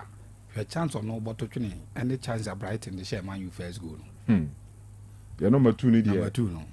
Is that a bony jana so but ultimate convert a problem. Chance pay turn a new 1-on-1 goalkeeper number 5. And the bright mum timbo share no. As I would not quite brighting for player na. We are talking about semi-final, one leg tie. You carry a referee where they see foul, they allow, say go ahead. When he comes to Nigerian turn, the guy will know that this is a foul with a yellow card. Bassi once committed a foul, once you give him yellow cards. Moroccan players like 3-4 times they are committing foul. You won't be the counter for you inside the pitch as a referee. You overlook everything. You overlook everything. You are not just a devil, you are a demon. You are a disgrace to football. You are a disgrace to Ghanaians. You are a total nonsense. I don't know who give you that license, but at the same time, you are not meant to be a referee. You are a wicked man, you are a devil. Benjamin Yankwe. Kofi Bashasi and I say Makofi start. Kofi Yankwe. Man start. Okay. Open me dasi. Mesha say free AFCON. Of course, no Senegal ne Egypt game ni in your time. First one no ebu munkoma. I mean Senegal. Now deserve to go through into the second game. First of all, I mean starting free officiating issues ne hon komo any idea. So na Kanu gentlemen your kasa CCA say lie is a disgrace to Ghanaians. Undeserved to be a referee, right? Mm-hmm. But I think say he made Ghana proud. And yesterday, as a Ghanaian, watching referee Daniel Lai with that performance, Asemba Kwana me catch them in one say it's not like referees ewo Ghana that bad. Nemo in most cases system no so Emma omo ni matches no the way I was omudino. So what I see you. And I say we have bad referees over here, but a lot of them are very good. Very good on a normal day if you meet them.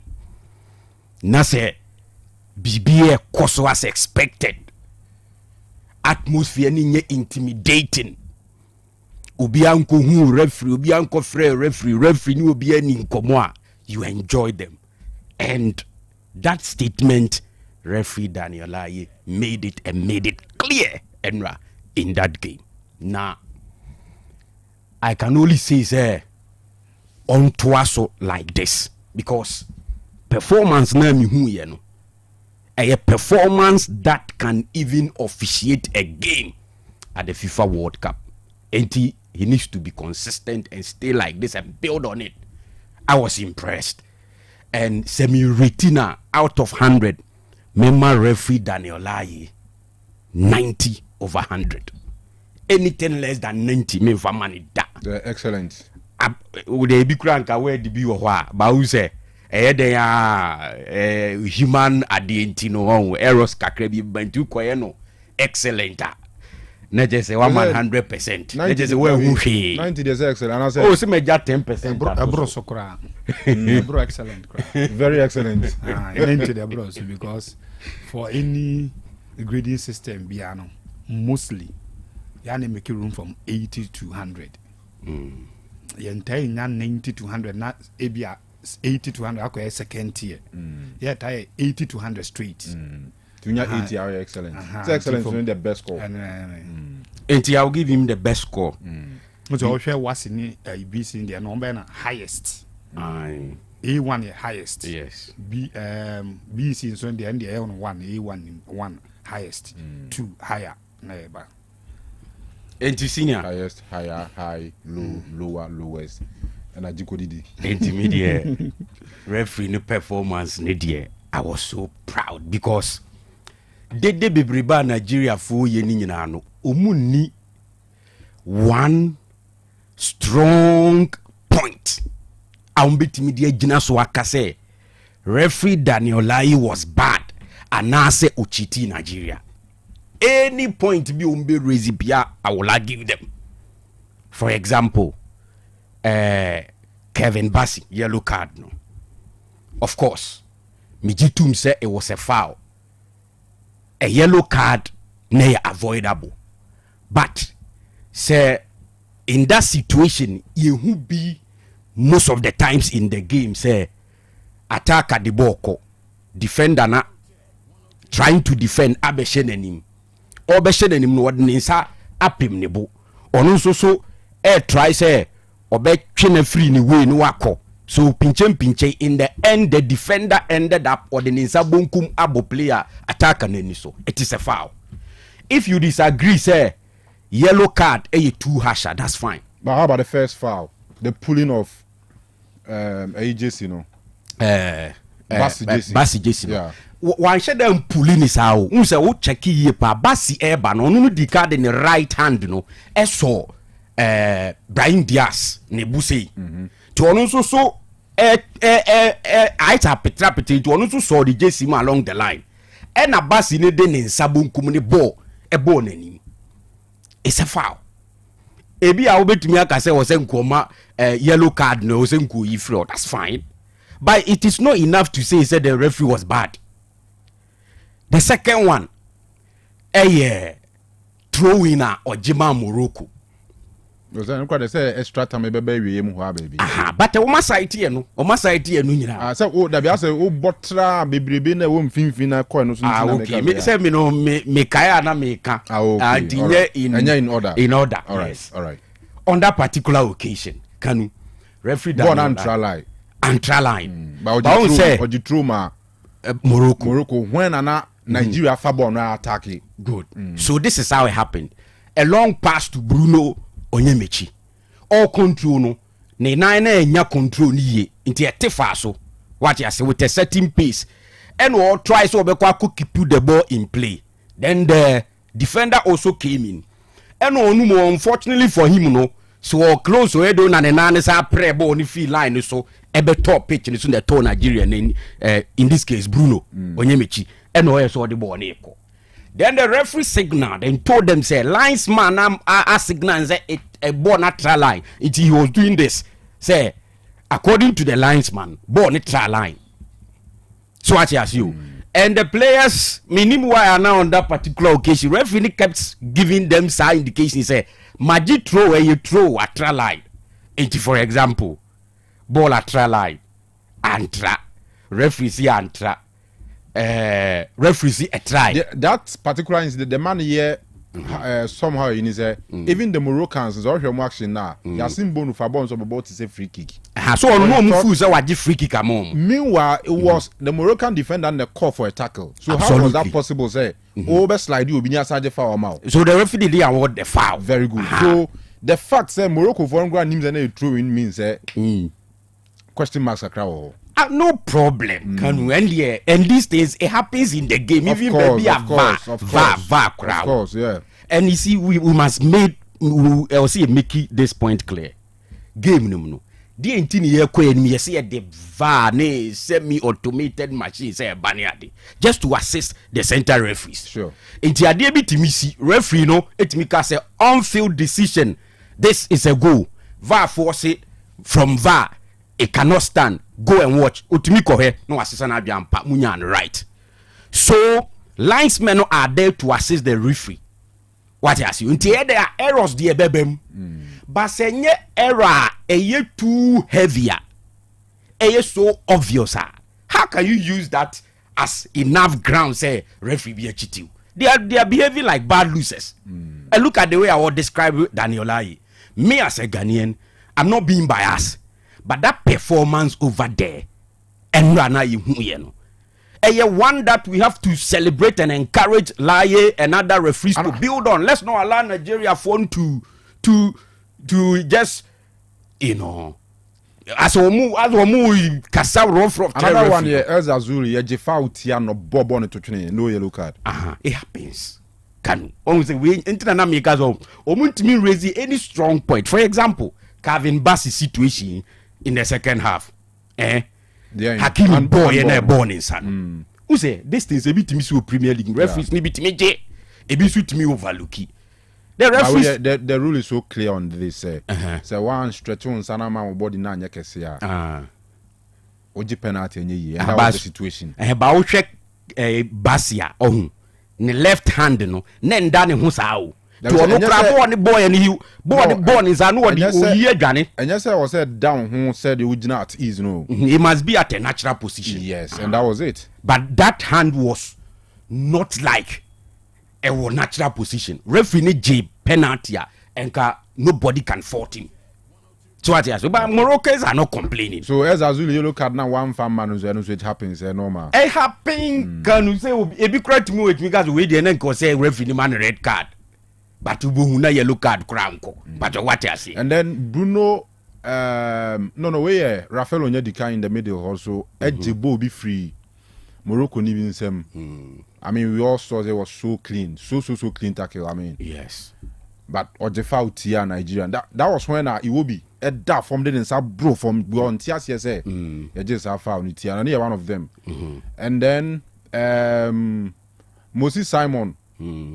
Basketball long Bobby Mano. Okafana Hakimi Beshen and Imane corner. Ojefa Utia Nigeria. Meanwhile, Nigeria, and yet one committee foul. Clearly, videos no replace Chese. It wasn't a foul. It was a corner instead for Nigeria, but you foul tier Nigeria. Absolutely. Yeah, one of those things. And also it happens. It's not make us we are some more Bruce. Who is so strong. It was so strong because at a point Obi Pegu strong extra time. Obi na corner. Corner. In modern day football, corner kick a chance. Okay, he analyzed that situation. Hakimi a control of the ball or guide the ball as a defender. And Moses Simons, Eba. Yes, or Fahun. And also guide the ball. So what as you, there was a contact. But as to say contact near heavy or no, because Simon, he was smart or saw Hakimi inside him, but we in fast. If you watch the video carefully. So the referee thought that we impede defender because a defender or guide the ball. No. And hopefully say we impede no. So what I say, if replay shows contact nenye too heavy say or foul, nenko also corner man Nigeria, it's fair, it's fine. But to stand on this and say referee was bad or a disgrace to Ghana and that one deserve to be a referee, no. See there. So the referee was super. Amount for draw conclusions. Say a comma Morocco no because these days so I'm former former so that's about Super Falcons striker Asisa Toshuala or say as a Ebana was Ebana Bibia advantages in the coin in favor of Moroccans near because Nancy ma AFCON I don't know who's tea and next year almost who's to AFCON with Morocco with Morocco Bibia Morocco near so it's more like CAF wants to compensate Morocco with something. And Tianra, the almost Nigerians knew who you confirm say Bibi sao.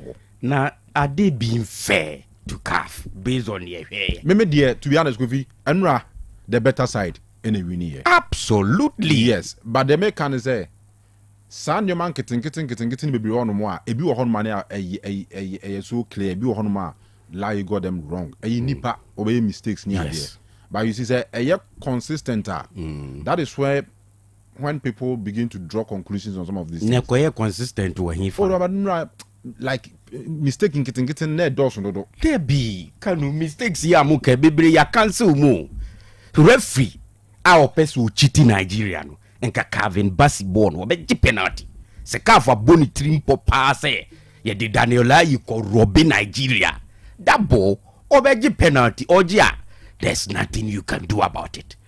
So opportunity say referee na be rob you and that the referee was bad. Problem. If you want to discuss mistakes 1-2 be a buyer, that's fine. Yeah, and there abrochire nyina kra say omutumi be pacho. For a referee to officiate semi-final game between Nigeria and host nation Morocco, na travel akọ extra time, me abebo penalties. Na the hebetimi aka say ahana nko so my yellow card wama and ahana ni kwa so my yellow card no my yellow card asem kra ye kan ebi a ukofa Morocco ubetimi aka say bia 1 player bia na 2 bi and then nko so mo yellow card say no ama me boa. Nigeria had only 2. Is that not it? I think onye kane Calvin Bassey. Yes. Enti such a game na munko site bibi ni enyina so nka se referee robuma petty things yesi wo game mu da bia. So for me all those errors, some of them I disagree with them, but I appreciate the fact that 1 or 2, 3 decisions be in the game he had it wrong. For example, me say Calvin Bassey, and if I was the center man, could make penalty no. Because Calvin no crabo no a born in Sevier no. No I consider it a fair we and body language even Onyemechi ball no crab tone anymore no. Or delay kakra and no clear because they knew that referee be penalty no. But he didn't. Mpacho what as you generally lie did well. And one more description one more de man no. I don't agree with them on any day. This was not one of the usual performances now. You free Ghanaian referees are a ball match. This cannot be one of them. They should not behave like bad losers. They lost fairly. Absolutely. Okay. Now the penalties on Bruno Onyemechi and a very good tournament. Look at the way our ball. As if we are reponing. Before that, Chuku Ezedi can we the Piaka. But what you say? Even on the pitch, who's an Nigeria for be cited coach, and the fact that at some point no here wingers in the game as a man chair. Moses Simon's cry time or Bearman. It was too late. I think 83rd minute or so no about pitching so. And Chukwueze at the end was I think it was close to penalty shootout. No crowd didn't buy. Or no, didn't burn because of penalties. Penalty. And look at the rubber ball penalty. He was one of the best penalty takers ever training. Now maybe any body language no ball no. Madriam say he was not happy saying what the bench. Because the way ball no, you don't get it. So and he moving forward. Nigeria, so it's unfortunate, say, before this game, no matter so well, I share 14 goals in that end run or 19. So what I see, but they met an oppositioner, who the way Nigeria for born because who say Ako, Moses, and then Osimhen, who say almost setting up in Lukman. In front of the three midfield. So, Onyeka, any Wobi. And in front of Lukman, Ako, any Osimhen. Okay. Muja wings, Emma fullbacks, in this case, Bruno and then Samuel. But because of Hakimi, any Brahim Diaz, right, in this case, Nigeria for left, facing Bruno. And I left also Zazuli and then Mazraoui. Before the game, now me say Mazraoui will not be attacking. But because now Nigeria fullbacks need to me man, he was also assisting Zazuli left wing. So at some point, to say that Nigeria for now, they need the wingers or Musubet me a Morocco fullbacks. So and the coach delayed. For Nigeria to create and to score. Fee once a buy, so one I think say Lukman Boba could be. It wasn't too good. Generally, Kanu, Nigeria did not play like my ball so far in the competition. So as you and it came to confirm this conversation from you, say Morocco be the toughest opponent so far. And Nigeria be facing in the competition. Yeah. At least performance was good, so they can build on it and look at the way forward. Focus Daniel Lai. He was not the reason why they lost. His performance was not bad. All right, sir. Kanu. Maminche obi a uti show ni bia na bibi a me pesa make bia no. Omonye very attentive to it na. Wotemasi ye beboa. Today's game has changed a lot. Game na yeshwe no asesa pa and you might be bree in asesa game no.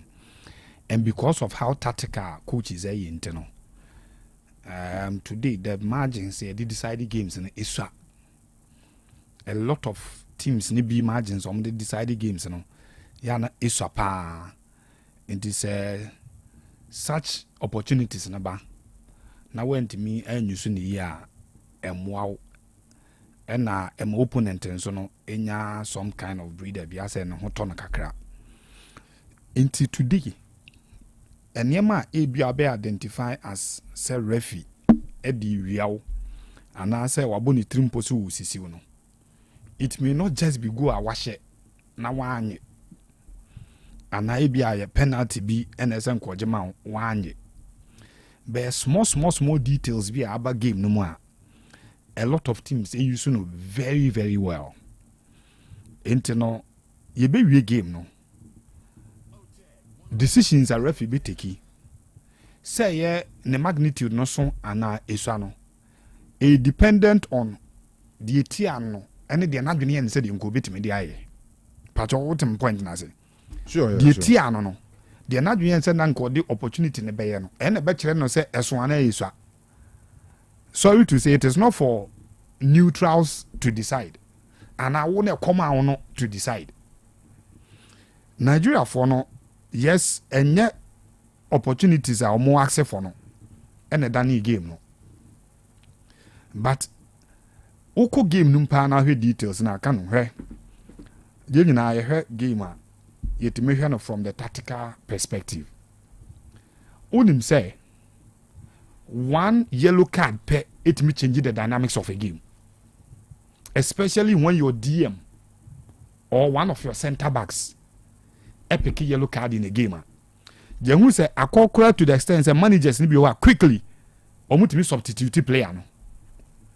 Not because ABI is not playing well, but because of yellow card. No, ref coach adjoin say either say be slow in the game. No, some tackles are ordinarily onko. Because when him say another yellow card be and that the opposing coach and also tactical enough, he can decide to play through you because so sharp, silky, double-footed players who game no obey deploy more idea about and there are times saying in a game to make be say now then I am fan say be a Harry Maguire yellow card no coach no for be to say Estevao encourage na baby a Harry Maguire one because you know that Maguire will be too cautious to go for a tackle against Estevao.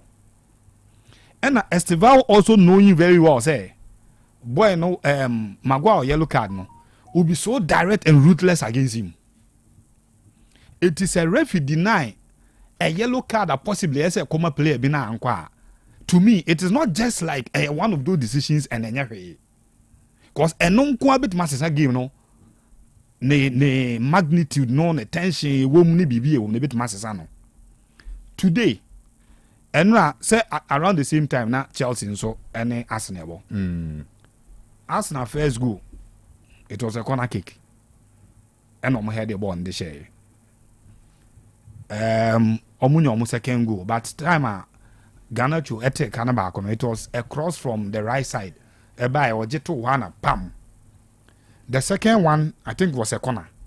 And then some flick command a chill, and was how bossy from and a beshare. It is some of these margins. Imagine that corner had not been taken for Chelsea. Imagine that corner for Arsenal was not taken. Well, they say, oh, just corner and a referee overlook you. And I'm not saying, say, corner biazu a team biazu no boshe. Obedman corner snibe bere ba akukura ni webe koponu. But this is a Nigerian side that was a free scoring team, scoring from set pieces. That is free kicks and the corners are ye piaba osi memo ye justice to it. It is a onya corner na wanye onya free kick in a dangerous area na overrule. Yes, Obibet Magaze one of those things that referees are getting wrong. Ampa in the game you who their chance but ono ne tiano will not accept say one of those things because Nigerians say it could have changed the game. If a corner way, minimum what they mention. Sure, yeah. Yes, indeed, Nigerians, you can fault them for the omoki Kanu if you want to be rational. You want to be rational. But you tell me and what you Opa say, would you say football no mistakes room into Asia and one no. And I am ref is near nipa no mere mistakes into the try say all gadgets, all technology ni be a deba bomo near you say human errors in every. I am passing naturally referees a bit my mistakes. But mistake now, what was the cost of your mistake to me? I just went back to watch the video again. Was it Simon against Hakimi? Only me say it was rather Hakimi who held his shirt on the saw the ball. Yeah. On the saw Simon. And the Simon fast saw say for the new class half a ball. And who there be a Simon Ginano. So answer keke ball na Simon befa ball no. No keke ball no corner. But the referee awarded a goal kick in favor of a free kick.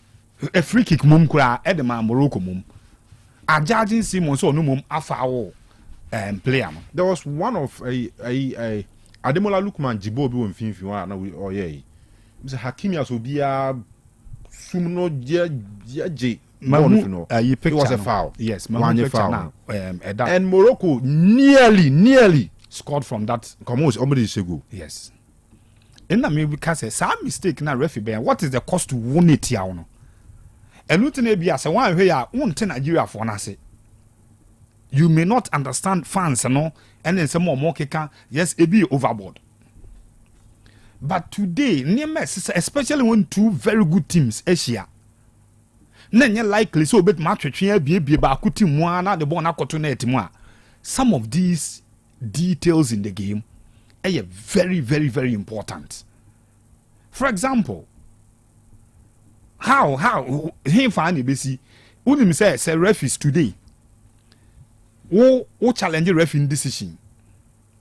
And now say even when the decision has gone for you, now access something more than the decision. Who's it my yellow card? What if our amount? Now what referee say and I say boy sign yellow card. One my yellow card. Ultimate yellow card in the mouth. Yeah. How on earth now 21st century, Saturday 2026, a player kicking the ball away or challenging decision no. What you say? What the decision Tiano? Then he kicks the ball away. And yes, what play ball na keke or ball to stand. What ball to actually now say a normal thing in football, you know. Yenyan is an uncle. None ya Shane Leslie on Manchester United. Yeah. United boy no. Yeah. Akura keto onyenya 70 years kwa fen wanya. Eno okoye okọ tackle na referee man yellow card. And then another one of four so player the man no committee a throwing. Or kofa ball not to know see ageti no the ball no pim ho. The referee did not consider say in the heat of event akura no yellow card because it is stipulated in the law or yellow card man or man no man red card. It is a Daniel Lai again say one of those things that he had that call wrong. And me say one yellow card in a game it mean you will be free coach it mean the yin free. And now say player no ebe vulnerable in the game. Afi people will patronize him in the game. Say yeah, buffer baby one because okra yellow card. So some of them are huge calls to me that the referee got it wrong. He's one of our own. I will not begrudge Nigeria for no for Nema no more call for no because most of it so say transnational critical na unye videos no here who say most of the things they are calling for no I am passing a call on side. Now Kofi ma one verifying point on penalty now. It could have also gone against them. And Utie ne submission also no kan beji. It means that the referee also erred. Whether Ekotia Nigeria and I say ne no, it is one of those major decisions that when you're right, it will give them. So for me, Daniel Lai, I think the advice will be that coming back home. Now, who is your friends Anthony Taylor or not for Manchester Derby? No, you're not to on the it is time. In the last 4 years, Daniel Lai has managed more. It drew near the Aboriginal, near the Comobia, having a promoting from class 1 to FIFA. Sa composure, you need it from home and not your carbon thing. And we that Kotoko game on board, Boise. Our goalkeeper could feel a free box, number box in HB handle ball. Our ref, you know, Daniel Lai, man yellow card. Anya no show park no free wa. It's a foul crown. Foul crown. I'm not sure say today Kotoko has a folk. See ye Daniel Lai for a game involving them. On me no baako bit me aka say mom penese Daniel Lai ba be di Kotoko ne has game. We must start putting him to test. We game no. The last excuse I mean who somebody related to the corridors of referee near you the mame and send me to no kwane ma.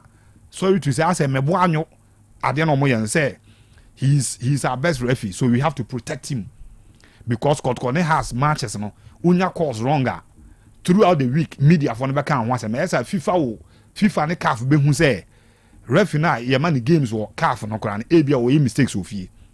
Look at this. And untino ye the Kotokone has matches and dodge your best referee in the game. Ultimate travachi, etwetwe my friend referee or no gina park and so catch and say, why you be a me say van et me no nya adwene ti sa akɔhwɛ. Sa referee ye do your matches so an near the dodge no. Cut the way as say do you understand mediama apeja organ ha yi. Mediama Kotoko match, mediama House of Folk match. Sa games na na match. Go Stars strength in the last 2 years or my exhibit those are his matches. Because the category A games me know league anymore. I say the man. Any category B top ones no. Yeah, the man. Because me who how 1 week be Chelsea any Arsenal na nyesa Man U bo Liverpool and Man City bo Manchester United na Chelsea ni Arsenal game na dey sign ho Anthony Taylor ho ni akoma na be Bournemouth na Everton. No, it is not done. Uko league papa biamu asa no mo ye no. Your top game is for your top referee, and our top games now are for the top referees. It is from home as I started putting it to test. Now onya sa composure no from home and some of the come. One thing I admire about Daniel Lai, the last time I call her Akurugu, the young boy no Navasco no oh bedi kotoko game no nations no me ko by na me like him no too. Daniel Lai say ade ba kwa me hu won ho a Daniel Lai trademark am me hu the games so unzo on tumrika o game dodo. One key thing about him is that otai position hu ye pa ntinye referees na just say ball kwa na tumrika e de ko no. Most times opposition o ba bia say ball no mpo enya swift turnovers a enya se do so tumrika gidigidi di ball na chi anza. So he is a very good referee. CAF baby a yeduru no wanya semi-final game edi na kire say senye kasa dodo na eba ho na maybe for Champions League semi-finals, Champions League final, because West Africa have for no ya kire say Champions League no yenye serious about it. They say North Africa, any Eastern Africa, and our North African side, any South African side, me sure say CAF be very okay to appoint a West African referee. Daniel Lai say, but we are pedigree ni duru say of football no. Koneko officiated the finals of the Champions League, and now the semi-final of the Champions League. And yes, I know ne piano at the ne bang the World Cup no. Any those tournament a high rank tournament at the chain the able you fear. And so for me, yes, most of the calls no to a neutral and yashe, but say utima can one here you make even more noise than the Nigeria for no. Because her baby onyemechi kofa ball na oje through edema friend saying Hakimi no. That attack no beko and also obeji free kick ediama Nigeria biano because o slide off from a dangerous area for Nigeria. I will bet media IBB. But about to say, oh, say a boy and cross on or say a cross way through into a intimacy of football, one of those things. Let's overlook it and go. Ube overlook it because sorry to say, I say you quite now and count down. Or say quite a tenant. Coffee job and coffee job nim crazy. The back okay. Do you construction engineering school or corner here?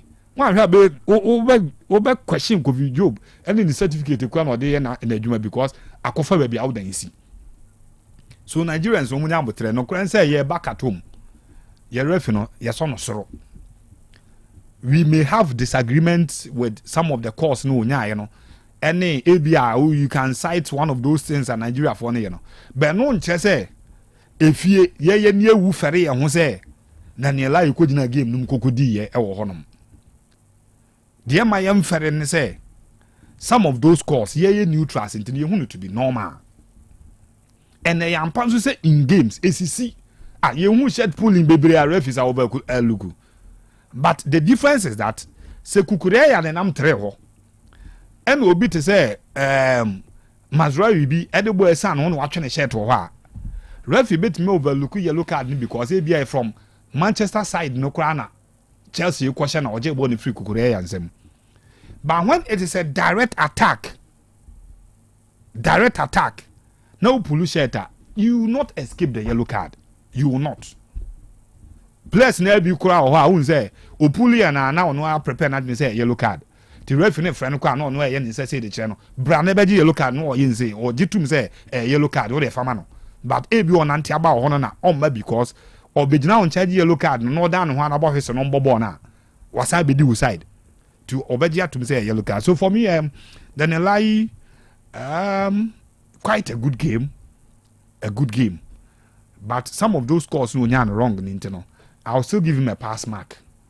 Obisami a member no 65 to 70, between 65 70 that way for annual game now with you know. Okay. Some of the calls were costly to Nigerians, you know, but of course, ancestor game not too much.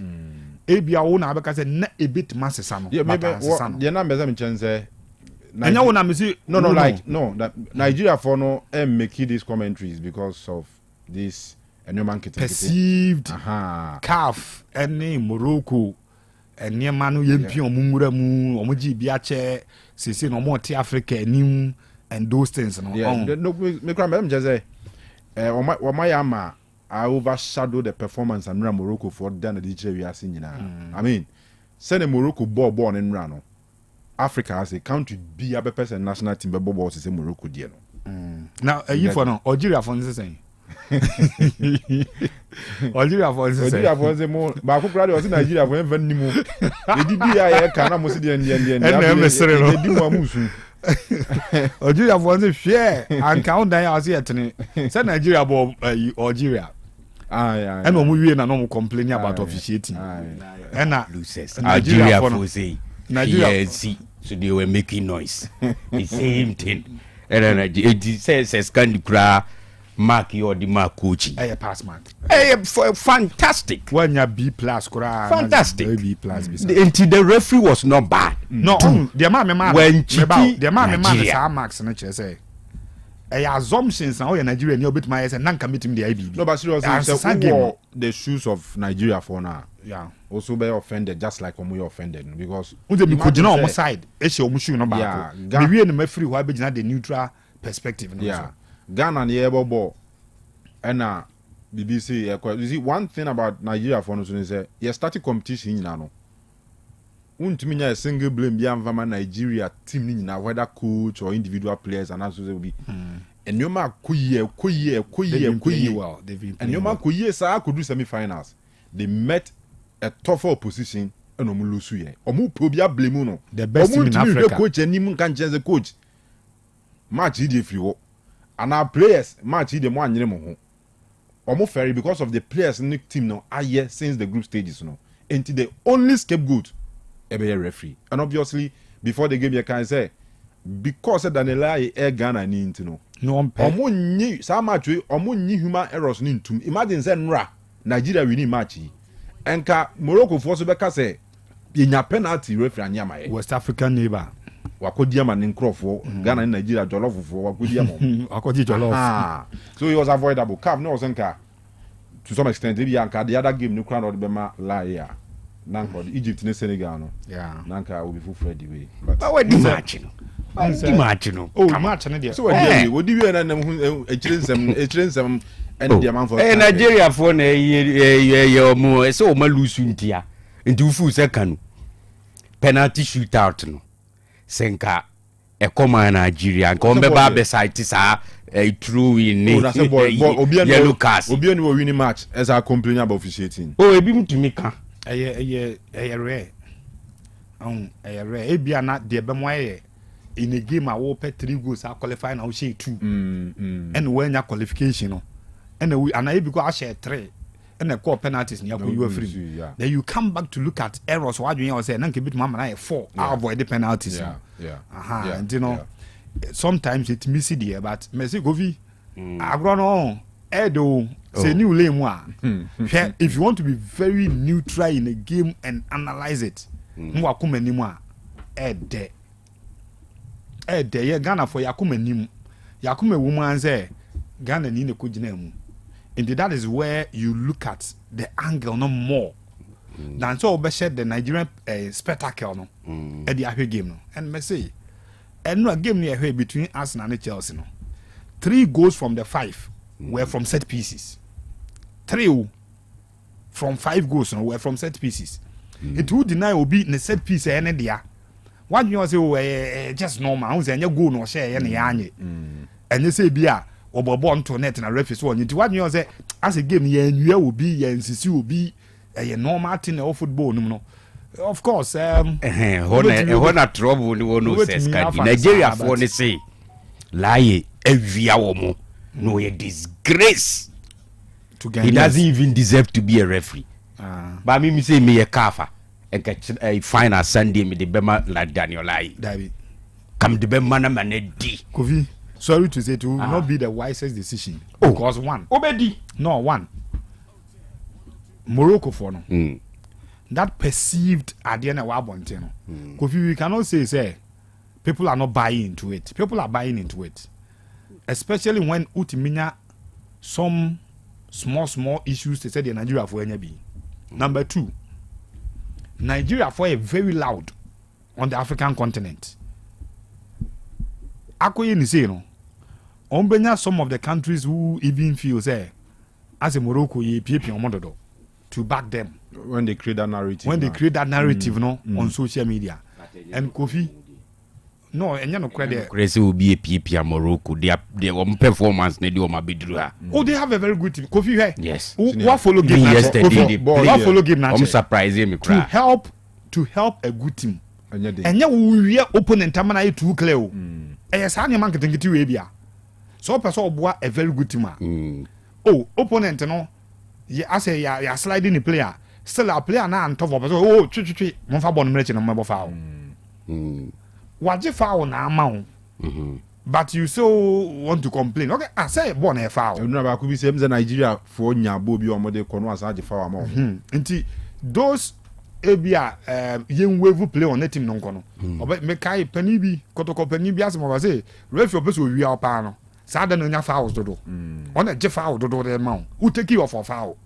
No Sadia Mawa. Your ball player now with my long pass. No, she no have mon family to my foul. Some of those things, you know. Today game no Kanu and you met Danny games in this me say one yellow card it's slow game. We general manager at the Biao here boy. Say referee person boa pa. Kevin boy when you penalty. What chefu na betoni nkwem. Ope we wiao. Na wasai born as a bone so we gina 18-yard box in maka krebini apo. Obe gini simple. Enti where many Nigeria for the issues near so we say referee no echiti womu 1 2 or ye bad just one person asema ka sisi here onya nkwa ya hwe bre no be mu kra dey serious Nigeria they all can from penalty no imagine emze Kanu kwedi carry imagine say nka penalty no ko Nigeria way in a penalty you are saying say wokranka abeje you feel say second referee. Yes. It still doesn't change the fact that the referee was bad on the day. The referee was not bad. One incident. One SSR game ni now. No. Mebao and I'm say so one you know. And the call shootout. And a Nigeria ko yi Morocco. Yes. There was a kwa nanke bit ma avoid the penalty shootout no. Which you in your estimation he got it wrong. Yes. And assessor game ni nyina every man assessor the way a trophy no crab for competition na yakotan one man say yakoboro one decision et man assessor the potential bit mawini. Yes. It cuts some kind of slur on you as the center referee and possibly your future endeavors as a referee. No, the conversation is that we are shared that basis here. Enough. The Nigeria for appointment ni buy and we shall you. It has some yasem grom peso money yasem. Anyway, yen fan common in sia. Na yen to adwumade ne so. Ye better ni aba ye ba na afia behwe. Enkomo aka wo fie so e bi WAF con e bi a transfer deadline day. E bi na stars. But does it? Obuase ayi do. Obuase. Share. Me mau players land Obuase transfer deadline day ne players. Ayi wo mo ho Ampem da Costa. Ampem da Costa about 2 matches. Ewa Ashanti go. Sure, from Basek. There's a Ashanti go that I know abo and I'm going to assemble. And your call Park. He's one of the main reasons I PK are vital in our Park. He played very well. And on said an experience in internal. One thing we have seen about our team is that Edu Babinasi lack experience and leaders. Our pitch and so kakra. Okobana Maudin ya signing names ya signing up. We are bringing in leaders. Now, so, Ronald Frimpong, I Roland Daniel confirmed. Okay. Abian also confirmed the signing of Samuel Osei from Nations. Nations very no players nisa. Say omba be business inti. Sa. Also mutombi. No munyeska de team no bra. Say but in the case of Nagana Osei I'm told say issues were or not issues were. I won't say at a point the position no olusu the position to Oko Grapeman, that former great Olympics defender anti a very Grapeman any Razak Simpson and to me na born around the chain and just say bia like come on, my dinner just say boy any feelings and just say olusu the position no by performance wise and abibisa. But because of politics, former coach in a Juman or Kofana by and ahead of Obi now because someone who crowd joining nations in Chabia. Second season, last season, yeah, until so this season, no bopa starting now on a boy near there. But I see mingle coy and from poor man soon by no. And I knew man sank a crania and Adriana on the player free.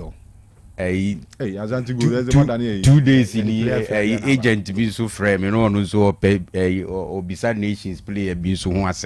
Oh, okay. I don't know. So, my own museum, Razak so nice, you so call, I think Finland. Nachawate way. Oh, Chote, oh. I'm a full feeling, no. And sana lubinasha no manabo. And some pain no. Amuzu bitters. What's it? Amuzu bitters. Amuzu bitters. Mema ahwefo ne etiefo nyina kwa baba Amuzu Beverages Enterprise. Na yedinse bia befe no Amuzu bitters. Amuzu bitters aka Atopa 5000 bitters. We san edi nubna krojen how bie ni echiri edi ahye na etiefu a omoteba me hodie duduo na beji Amuzu co herbs ekoshe omade no no omade ibisu beji Amuzu manpower herbs na ma konoa anaso na koshe omunsa enne bakasa inuro mienu nyina bom atuni din Amuzu bitters de koko hano so twebi na ekwani de ose ni be masem ahoodin wo fom se o twa 2 thoughts 3 thoughts na ahoden no epeja no enam damrama eni ododua ayede aka Amuzu bitters winti oba bi ose oni atenka be ma bi a ose oni akono ne yire onya twa bia sa atenka anasa akono no ebe ni enam se de pepre eni hwintia ede afrenti abre insano ne pampana no ase ma utwa bia enyi wanum It is a kodjabo biase na pese oniso eboniso kakra Amuzu bitters why ebo eniso banyi wenum Amuzu bitters to baako atopa bebre Amuzu bitters obi a otiemia osi doctor ade chese mekuliko dua so a biye mutim anase constipation ewo me so onya Amuzu bitters twa oye be sane kama obi ti bu akohoma na so 7 favorite food a na ne kondo ni no atro otimi nidi unya Amuzu bitters twa akotwetwa petati na aba medre na utimi ni no obedi akaboni kama Amuzu bitters eyensa ehwemu yie pa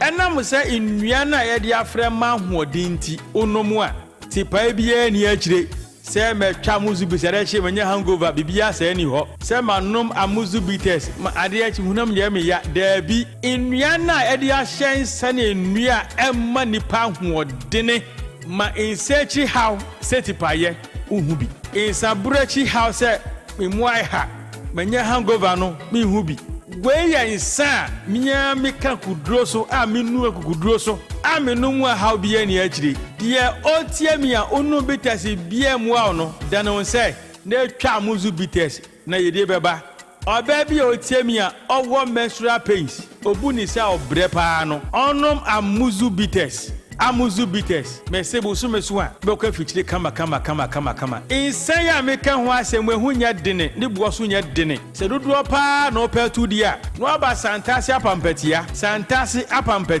na wa frɛ na my 0247 776743 0247 77 6743 Amuzu bitters ekoye Apomodin mapade eno ane hepa plus mixture. Apomodin mapade eno ane hepa plus mixture. wunia pavi ane plaxmox mixture no malaria duro no ana ane say nam sa wo beje di say me wife nyina ye test positive ye no mbie no say eku malaria mo no nyina am ye nyina ye negative ade ho won ma wo ye Hepa Plus mixture no ene wodi we nsu aba sentia e wo say wo immune system strong de bia enti pavi support immune system no na plasmox no so etu malaria no gu malaria symptoms say etipaye afiafie wonu ato ahomre no msa ache kura 4 days na pavi ene plasmox mixture 102.9 FM malaria na se kura anya sa dia ko hu doctor fra 0542 778572 ana 0542 807907 magie dure di pa pavi plasmox ena Hepa Plus nyina apemfo abato mo manufo ene kwada woni mfie du mienu nka o pharmacist na herbal shop FDA aje edwede nkrato yatum Ei, opanyi. Mashusha wache. Se perfect series books here. Oma me koto obi ma me ma no. O wejajai. Abua wa mo se wo tumi kenkan kama. Wa kabrofo. Na nkontabu akura de ejajai. Wonderful. Mese Ghana for GAJ perfect series. Atumo no de jai. No de animdifo ene kire wa nwoma bia. Owo crèche, nursery, any KG, books bia bi. And owo science, creative arts, maths, RME, history, coloring, computing, OWAP, nina. Every basic 1, equals basic 6. English, every basic 1, equals junior high school. Ne ban combine soa, or nina bi. English nom, and maths nom, me say, books be anywhere. Perfect series, any B, na GS, and Naka, and so I'm approver into a batter pian koto be maneba. Hey, and na so we dear, so could be crab to me akotu akoton. How many students so? Na enu kradi. What tape one so say she almost has a mock exams, terminal exams, and a midterm exams. At the master school so here wamamua at to phone call putuaja station wa and crying down so mine. First up, and your mama beer, your tonton books beer from 0243 299938 and a 0540 755 465. Perfect series. Your worst future is secured.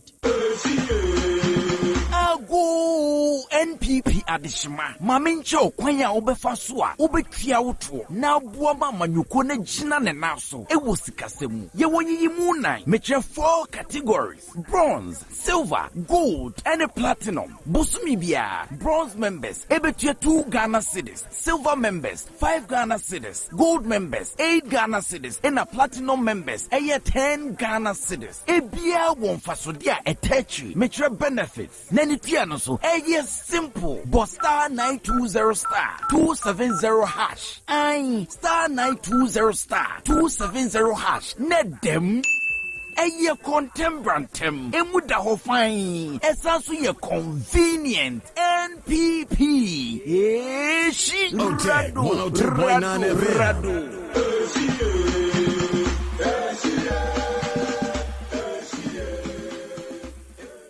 Hey, Akra, what did you feel to do? Aden. Nansay, in Sokwaduania ye dabroso. Nanin na bomu, a sofomana pai, sofomana pass. Hey, bra, a semna na wakano, nani secret anything. Hey, T, Sister Marco Kofa by, or no any akofa, Sister Spices, dear Bajaso. Spices, I would be a sister dear Bajaso, on any mountain tasem you, sir, who feel ya pontia. Good flavor. Sa pass your fish in Quania. Fish flavor. Sa no barrier. Chicken flavor. Na sa pass your stewa. Steel flavor. Wo kono do beef wa. Beef flavor. Sa panu dudu atu atona. Ana sa pebetima. And one so bako a dumpampaso. PZ, Roma Hill, Swami Market, and a Bantima Market. And cry so CMB, Ana Okanshi, Ubenya Biwo. Freyen, 0243 535025. Ana 0279 140940. FDA aje edwedie nkratwe atum Kitima Herbal Center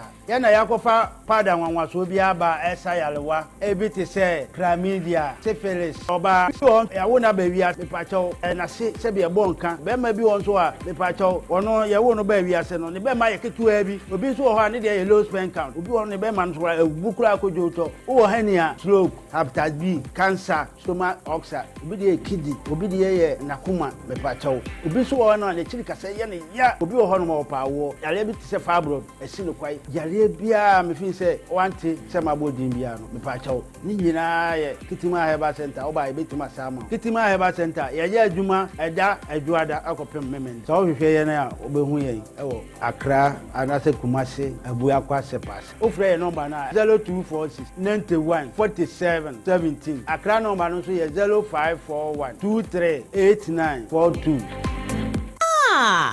Akuma Bitters. Watch Makoma. Akuma Bitters. Nye chie nye.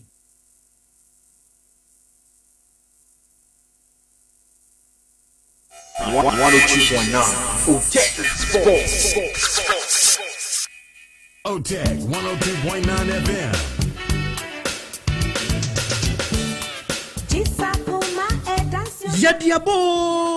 Yadiababraki 1984 Enterprise at Akuma Bitters ni Akuma Atabi Ginger Lekono Abedjaso. Akuma Bitters no yade 20 ni Shentia Pepre Nubna eni nutahini ahodoɔ ɛna ayɛw. Ɛno a ɛna mrantie mabawa eni nipa binom ɛde bɔ wɔnum anakrewa. Wɔnom nso a ɛmo wɔnum ɛtɔso. Na ɛnam ɔdoma nkoma nneɛma a ɔde ayɔ ne nti. Ɛsan wɔ mfasoɔ bebree. Afei yɛsan wɔ Akuma Atabi Ginger Leko. Ano de kewo jejejejejejejejan. Eye power. Enam atadwe ani akekaduro ninti. Se wotwa bia ma wogina wona so peme. Di wakongosam ememam. Enti wedie nunum bi bubo bi na wo ho ensepew. Bitesi ubenya bi wo Ghana fana ba bia. Telephone 0249 671 984. Akuma Bitters ni Akuma Atabi Ginger Leko. Ekoyo na edadin so. Ensana nubina shano manabo. Ensa bem no. Amuzu Bitters. Você? Amuzu Bitters. Amuzu Bitters. Ekoye. Otec FM 102.9. Don't touch that dial. 102.9. Otec Sports. Right, yeah, to us where. Say, Ababium. Obi.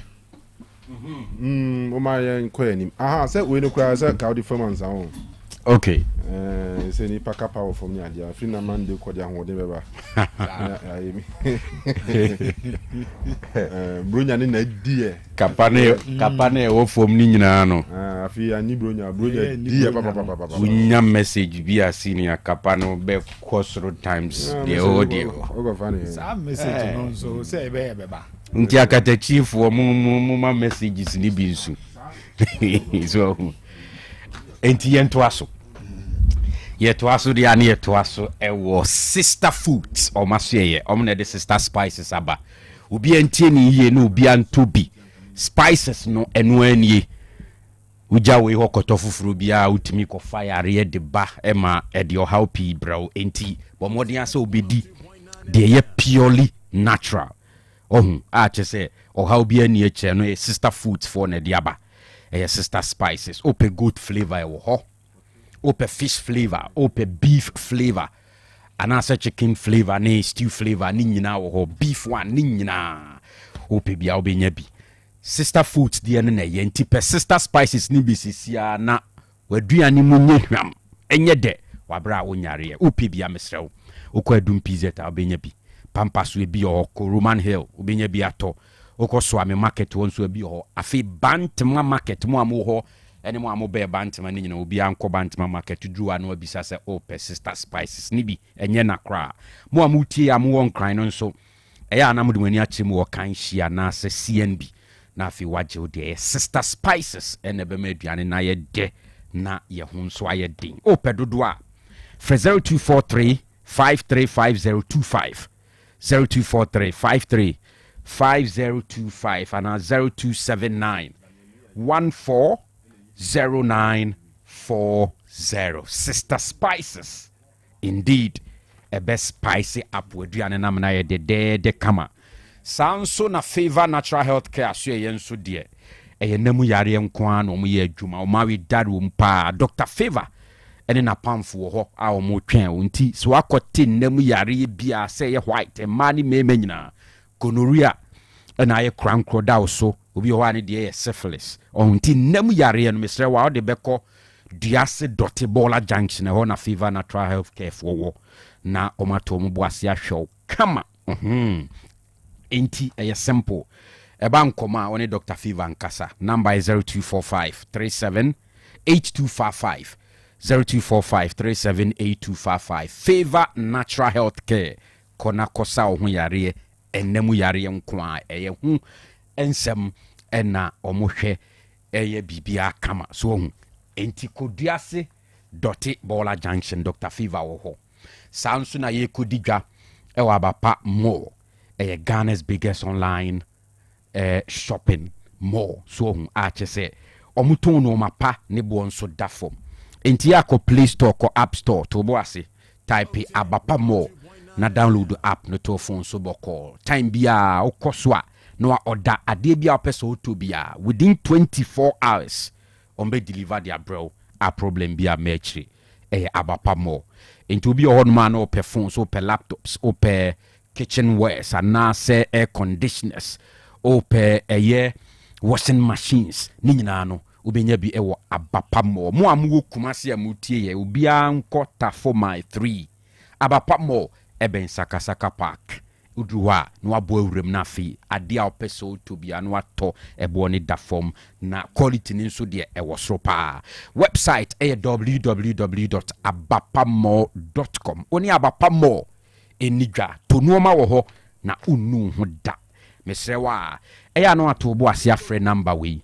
0593386133 0593386133 0593-391-848 abapa more afei Hepa Plus live band enso wo ho omoda so gina omo nan so pa omo fidie mu ode omo nim gro so hu tie ba na live band musica mesro weekend ya ebe china ye fiada na di chien memenda kwasiada wedding wo ho yi wo ho programs ahodo wo ho parties ahodo se eyen chensi mu nwum nko ade a mesre wa buki Hepa Plus live band fusisi a no mo gro a ede wo ye wedding wo ye crusade na se eyi bia no afro mo ombeba na chese oma bayi bibia kama enti buki Hepa Plus live band sisi a number ni 0593-391-848 and 0593-386-133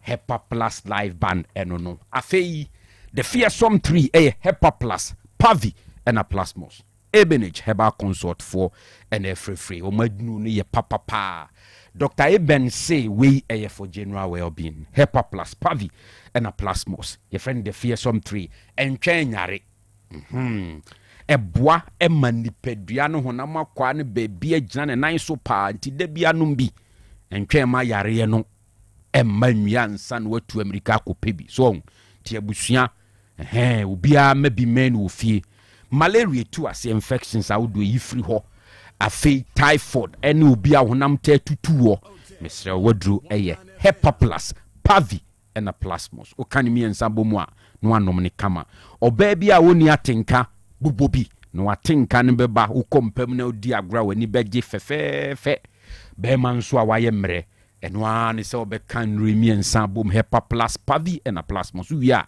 na odi kwadu ba kwa na mienu bi ato akire o performance ne be kostro obi di agro na wajo samba enye na ko pharmacy shop bia mu ko heba shop bia ben be bia wo Ghana bia odu a o so pe the fearsome 3 Hepa Plus Pavi and a Plasmos no aje odie so hu na chese bibia sisi so kama mesro o pe dodo a na nkomo bi wa akira oni Dr. Eben kasa sisi a the number is 0542-807-907 0542-807-907 and a 0591-367898 and a 0542-778572 Dr. Eben Bejo so a Hepa Plus Pavi and a Plasmos ebebo opa intinisano netese yenzu ye kwa ni mo hantisinia what Razak Abalora to Kotokobiem Yes, I think 2 days ago no bibisa me ho asem, but in fact me catch here and say me nyanya anything concrete. Yes. Reports are that common gusu akoso minimum what for the but maybe for be a bit my for long term. Because of the possibilities say be a Kamara kotoko nyan for next season. Inti Abalora. And Francis and Dikumi unze no wo Port City. They say the free Kotoku Royals no. So ko fa me de makra. Yeah. Na nse o fa me de makakra ba na mfa. Yeah. Yeah. And they say or call young apostles, or call sign for young apostles. Or honor call to an Kinsi so. Mohammed Shaban, GFA statistician, right? Mo. Is that any birthday? Oh, sir. Any birthday. On the GFA for computer on the THNT and no my details later I be presentative. Of course, deals are because so GFA, I mean registration here or main or more our first hand information to yes. Information I could cost so up and down in and our bay teams so yeah, almost every venue be he's a wonderful guy. He's a wonderful guy. Ali Muhammad last season about for Legon Cities. This season is now up a move to Hearts and Maso. The first round now at fees. He say no. Reports about say also a complete a move to Vision FC. Okay. All right. Inti na madika kan Osei Akoto to Aduana Stars and also Aduana Stars for pan to Manti oko nti no so ye dia ba betodwa ye de honsem emati atamon so shisho ataboku munya agro no na ze gold zika bia pie wonti Jagri Carlos development company ze and a mining company. Me cry me ref. Jagri baby. Yeah, ti all the good to keep you on the sanity. Inti imagine Kofo alongside omo captain no. Omo captain no cry. Captain. Aduana captain. Yeah. Something AJ. Me yana me ref the other name. Oh, you didn't see a common power. Kumasi see cranwa bandage niti. I know the baby abundance and bandage obo game pa. Oh yeah, solid. Solid. Nti amamfo hihye wo say nti enkomo we clubs ni hwe ni amamfo hihye strategically. Yeah. Boache, yeah. Alex Boache. Alex, yes. Yeah, Alex Boache. Alex Boache. So amamfo hihye obo hwe baby a tokruwo no mdi bi hihye. Wo say wonti say media ma ye busy wo market ni so window. Because we share team now as a take shape nisa. So the last time the last time see media na me catch room so be here a typical defensive midfielder. So no beka Manuel Mantemone Kevin Mo na me sure say Akoto at Aduana because already Alex watching what Alex my top performance and of course he's the captain of the team. Yes. And then our partner Anochibedu Steven Anochibedu. Very experienced. Yes. What you say? Nanzemu okwane nam ya am fan wasamba. And our bias we season league in all bopa.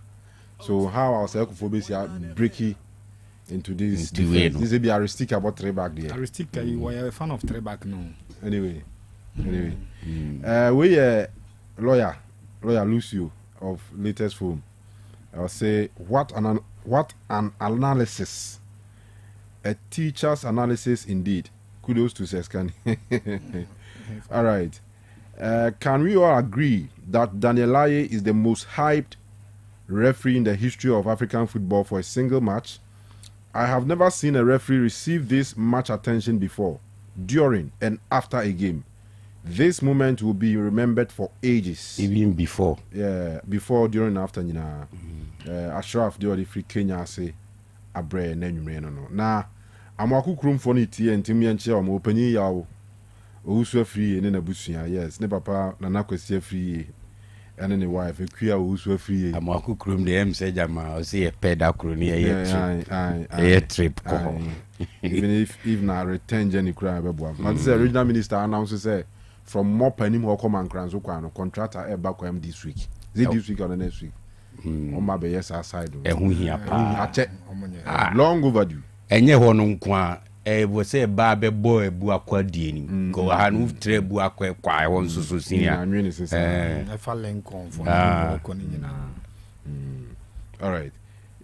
Sasu dankwa immigration officer. Hey, this is Sudan kwa the officer. It's your officer yes sir. And me share am say hey be ma na we see o say ahia na me share immigration ahia. Immigration. Sasu person o tre say action ni nya nhase. Oh, eno de. O say action ni nya nhase, I say accumulate. Oh, so omo buy no. Obviously yes civil service afa obetwen kaka na back pay ababom back pay be babom be sasu immigration yo kwa adwuma pa adwuma ye unya letters bra training na udimi kwa sorry ko dase busuafo nyina chef white ko dase wa sorry crew handsome immigration there crew handsome there share crew handsome and then sim ko hebo ashtown ko fancy mu bia no mudi no ashtown yeah omo anua gala Christmas gala no omunya nwie na be mo nwie wadu ntina na mo bo second semi final match between Alaba and Menchia mo henze mu no mudi no ntokwa si ho enye ntokwa ba che ntokwa na ball aye boy it me to knock out to keep achi ten untwa woni na ball da net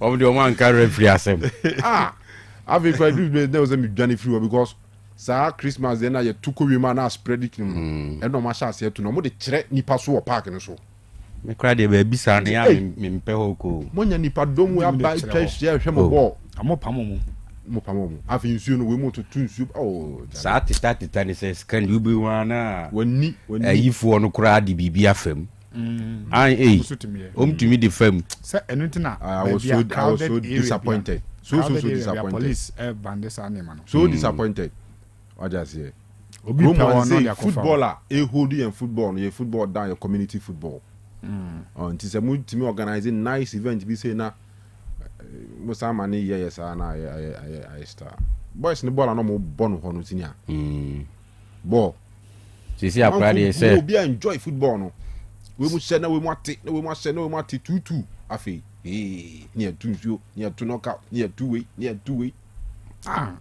enya ntokwa o bana bo na say ndino mo de knockout ni di agro senior me say knockout ya tutu pomu keeper wa ti ani 10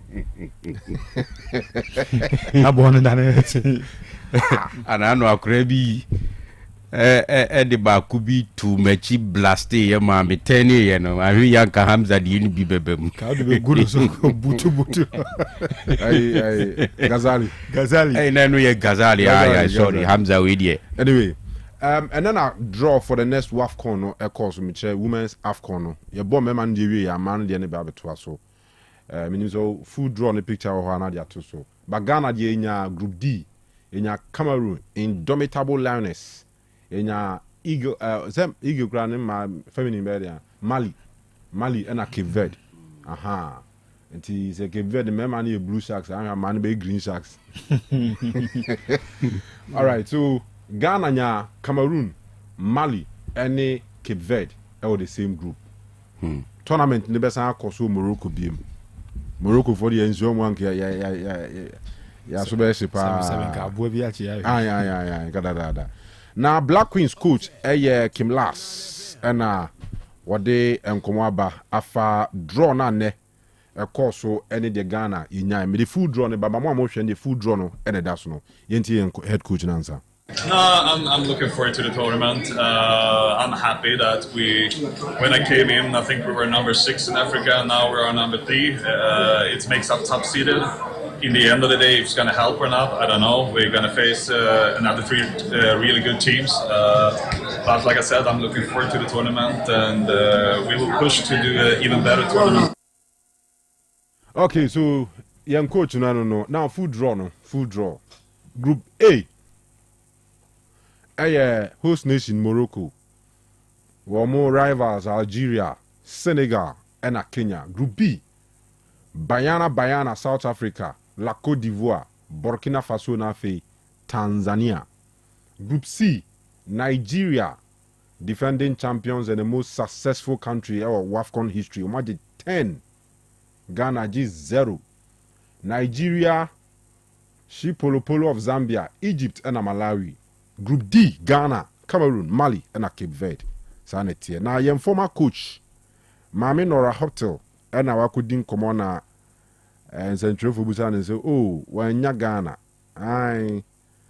when ya Ghana, Zambia, and ya Ghana we group now, Nanko person Ghana Bisia Kana. Yeah, it's I'm a bit, on the one hand I wish, on the other hand I don't. So, but in the end you take the draw. However it is. We have a very tough group with Nigeria, the current champion. We have with Malawi also. Don't underestimate Malawi. I think when we succeed in this group, then we're gonna get very strong in the knockouts, and then let's see if we face Ghana or not. For me, it's always to think step by step, game by game. Of course, I still have a very good relation with a lot of players. I know them inside out. So it might be interesting that I can face them and they also can prove the former coach, how they develop. Yeah, it was for me a very heartful time, a very touching time. I still get a lot of reactions and emotions whenever I meet the Ghanaian people. Then they call the mission Volta, and I said, yeah, unfortunately we did not finish, but at least we developed the team back to the WAFCON where they belong, and I think the output, the third place last summer was for me also. I was very happy for the team, for the players. We had a very good connection, and I still hear a lot of them. So for me, Ghana always has a special place in my heart. Ghana always be a special place. Na kumamsan so be adwuma wa happen. Ma me dey wo hwe ne body language ne commentaries around Ghana ne Black Queens na unya adwuma na no pe adwuma no pa. But sikasem wow mema na o kire yem komo a won ka hwi o ba de o kire yem komo a o kire na adwuma mbo. We dey wan usua adwuma mbo usua. We go say bo mo adwuma ni. One trap. We usua ko be fa so didi. So inti oko ozi o Zambia. Ghana no ope. And wotie ne kasem no after free and kwa wotum say sa orientation onya ntino. The respect for Ghana is still there. Yeah. Bitterness enimu about say ofri Ghana koye no. Ti okasa o putu ye team no o de egina ye pa. All right. Ene Asamoah Gyan ene Rio Ferdinand edi nkomo. Rio Ferdinand is see our podcast. Na oni Asamoah Gyan kwatwetwe nkomo. Ye beti nsema okokan ewo ho nbi. But answer no President of the Ghana Football Association 30 years okreku enso a kire se Ghana de esi eni nso no se emano AFCON no ye bejibi. I think that on the back of the fact that Ghana were third at the last AFCON, Ghana should be ready to face any opponent. And therefore, I was not too keen or interested in who comes into the group with Ghana. For me, Ghana should be able to play against any side on the African continent if you want to become a champion. So I'm happy about the draw. I think that the team will be very prepared, taking our minds back. The FA invested a lot in preparing the Queens for the last AFCON. We trips to Morocco, trips to Senegal, trips to Cote d'Ivoire, and then backed by the government again to Morocco for the pre-tournament campaign. And we intend to give the team same level of support. You would realize that we've even scaled up a bit, playing against England in Southampton. So that tells you the desire of this federation to see the female sport grow at the highest level. And I think that we would be in a position to offer them same level of support and to make sure that the girls are very ready for the tournament. The ambition of the nation is to win the trophy. And I think that we are not far away from that. And sana nubinasha no manabo. And some pain no. Amuzu bitters. What's it? Amuzu bitters. Amuzu bitters. All right, so young kwani man na fe share other stories a ewo honum. Ebi ene say na me admo china Heart of Oak esia kan e Ghana Premier League ni mu. In league no you have one game or china 2 games na me admo on Saturday. Now for the rest, no, you know, on Sunday.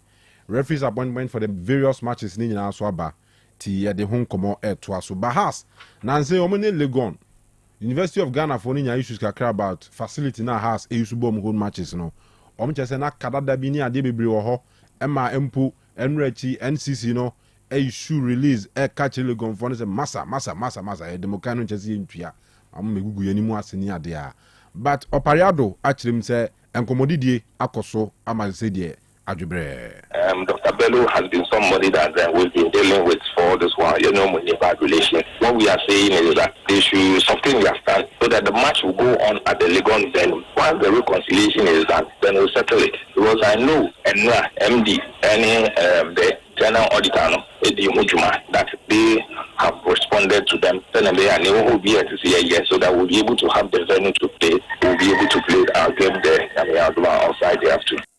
Okay, so I know in some way Kasama for the crowd to football boku no Kwame Opariado what they atudwa now to the game no ochina nyame adomo a awia no miensa abo apem pepepe na yede hyehyɛ so Hearts of Folk any Dreams FC na ebo be live on TV in Tiema Remfi referee ampanifo yi ni se nyame adomo ochina nkodi akensi ne Dr. Imoro. Okay, we Imoro Idrisu. Okay, Imoro ana Moro Idrisu. Na boafo beye Gilbert Adum Mensani Ernest Akati na fe fourth referee David Adani.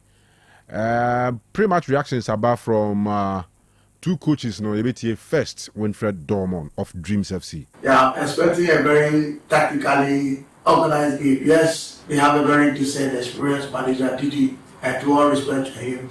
But as of we are not going to overrate. But we are not going to overestimate them. We also have our game plan, and I believe the players are going to play the game according to the instructions of the coach. They have to be able, to close the game when the need arises. We must also be able to take the game to them because we have also realized that they have some weakness in their defense, and therefore this game will be very tactically astute. Right, so I know any the Winfred Dormon head coach Emma Dreams said the two Jaffa China Kings many house airborne, but did you Dramani and so actually how China almost equal Kings anymore. We pick the lessons from our previous games, and always our previous games are a strong antidote to our coming games. We look at the challenges that we envisage in those games. We look at the lining parts of those games, and then we also consolidate our strengths. And so we will still continue to keep our identity in terms of our strengths. And then the challenges that we had in those games are what we have been working on. And also, we also have to think about the strengths of our opponents because we acknowledge that they are a very force to reckon with when it comes to the league. And so we will respect that and then we will stick to our strengths. And then we will want to still compete and then compete to win at the end of the day. All right, so Hearts and Dreams and a match day 19 or Ano Ochina. Now, if you are twice on Saturday, Bakube so ewo Tema New Town ni J Kraku the second sports complex and a vision enemy dear mabebo referee Maxwell Hansen ebedi na fe ewo BBN Dance Park Gold Stars hostu Asante Kotoko and here referee Julian Nunu. Oh Nunu ntikura minya BBN ameko mini Nunu share achepa na boafo be Paul Atimaka ne set tablet on afi Gideon Kofi aye fourth referee. All right, the Sunday ebehwe game se wo ho. Sunday the end Nations versus Aduana Stars, Brekum Chelsea versus Swedru All Blacks, Karela and Samatex, Basake Holy Stars and Bechem United Bishia, Lions and 11 Wonders. Now Young Apostles are hosti Hoho United. Anano Apostles a crunch meeting with some technical staff which I say and Ibra Bananzi results no and said nya dear Papa Biasa anti it was penny for her no me enti Abu Hanan head coach he said dia mudi ja aguni chempa ehwenim say obesha asha 10 in your man afi Apostles asanso see winning ways mu. All right, Akuma Beaters ensa papa Akuma Atadweleko enso ensa papa ensa mienu yi ensa he say no enne wo so obenom nsa Akuma Beaters ope de ginger woman ebe fa minimum na ko inside akoye adwuma so a Atadweleko no eno so Akuma Atadweleko enti numbi na fadidi ensa no bebre ho no mo a obenum bewie no eye bad insunsan so one after the other na be to so sa e bi fa uyem no mo dada o say oh ekoyiyi uyem fini wan bra eye flavor ne sa ni mo no mo di ye no ya na nya papa we dey he anana du bo ahin ka kire me o say kakaduru ho aye den wo krom ha they say Ghana kakaduru e consuming nya bi fi Burkina e bi fi Cote d'Ivoire ne ade kakaduru ginger kakaduru enti omo e kra kakaduru aboden no mo dey ayensa enti omo dey niema natural enye flavor natural ingredients na no mo dey na herbs no mo dey akoma bitters no bra enye easy unimo bi o yeji any sa area abusa ne say akoma bitters e ho nsem te sen yes area o do ma gia tumbuta akoma bitters ene akoma atadweleko enti twitwa bi nunum bi tutu bi bobo bi ebeboa because ensa papa de unya no wanom banum be wie na ho dendenden ade channel pa so tisi kama unya ma cha be san bon correct because herbs no kwa akoye ho adwuma enya aphrodisiacs China for nima bia ne frafra da bi we are natural herbs enti akoma bitters akoma atadweleko eyensa papa bo modin say obenum bina bibia e kama mesrew we oba utuminum bema utuminum oluman oledi mrante mabawa munyina monsa nemu munya 18 years amenko and I advisable say wa fa fru so a no watwe ho kakra so ti akoma bitters akoma atadweleko opebi etu a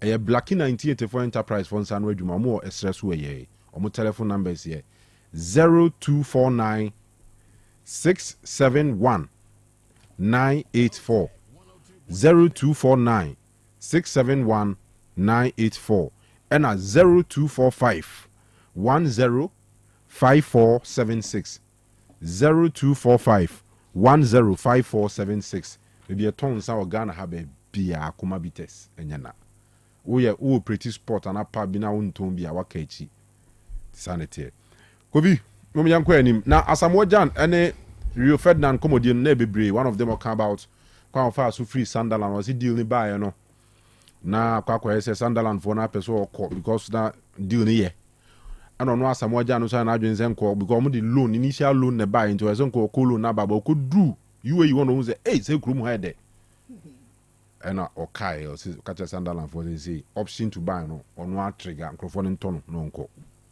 ti sana ye ena say Ghana in Nigeria yen rivalry no enye ntokwa enye gidigidi eye friendly rivalry ni nyina ne say ye compete obibia mu we person chese ne de papa chen we enti ba ne ball a Ghana for person chese ni boche Nigeria for person chese mu ni boche e ba ne AFCON a ye person Nigeria beje Nigeria person Ghana beje e ba ne jollof a ye ko enti ye rivalry no eye friendly enye ntokwa sem e na afi so o say Ghana ha tama no Bob Black Stars no o say obobo no wan sego a asem kese na esi because Ghana for nyina expect so be sego because certain standards ne to say no sego no she to ko bona wan sha ono asem eba ne so pa ma enya asem ketwa by no no o enjoy the time ye pa as Black Star striker na se say there afutu no de Manchester United o was United nko for Nigerian striker Victor Osimhen.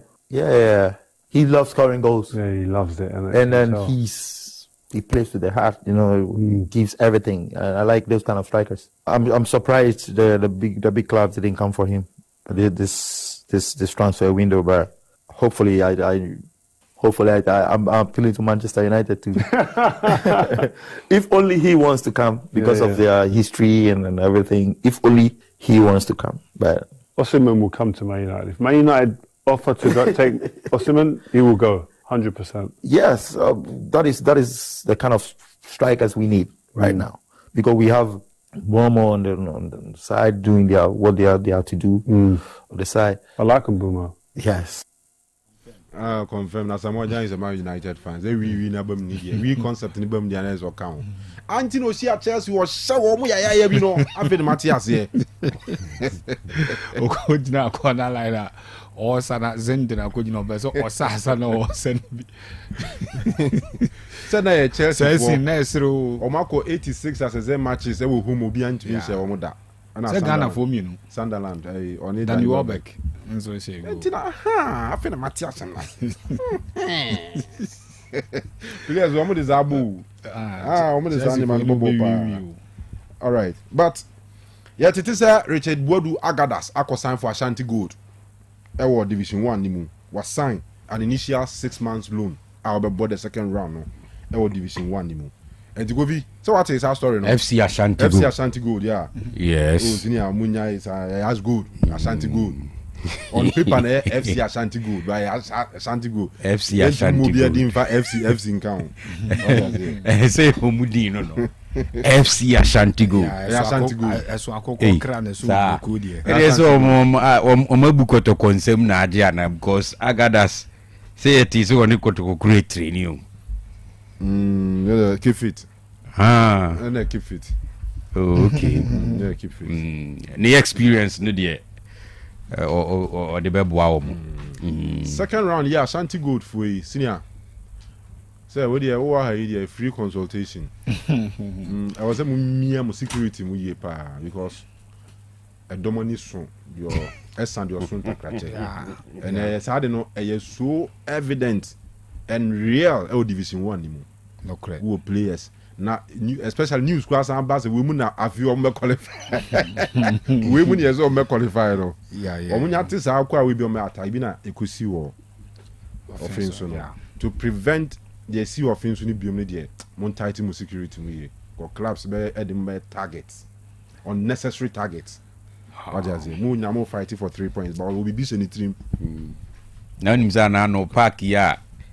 FC Ashanti Gold kwashe omuntiasi omubru players ni coaches omzu kwa we kwashe yo kwashe sky kwashe ko daboasi kwashe sky David bi amane zanka free that's what passes no we mudi anyet say summer text time na aponi edmona kamo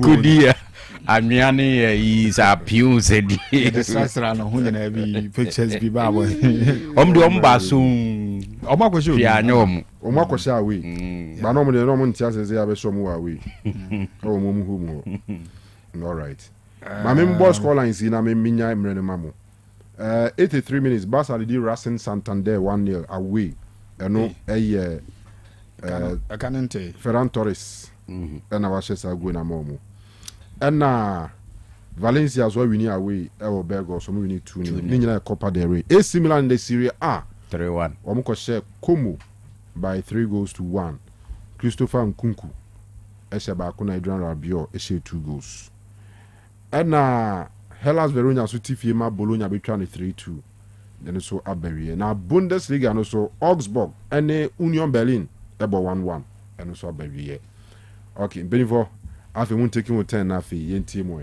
Agadas to Ashanti Gold Black Queens draw ya yeye Echna Hearts of Oak versus Dreams Didi Dramani Akasa and then other stories any na mun peke on kakra na yenti mo Ovi mami obako amim ko na bra banana boy no nya man of the match between Kimfesa and FC Ashanti Gold FC ni Kimfesa Susu midfielder no kokoro I say only ni team ya nae natural one we fantastic season very good player very near ding we workaholic we homegrown so go for Boase wa okay do Gina Park na so out him say we fine pa say esrohofu ni bia ma enyawanwa se nche buhu se local no has ni kotokomo ba he's playing well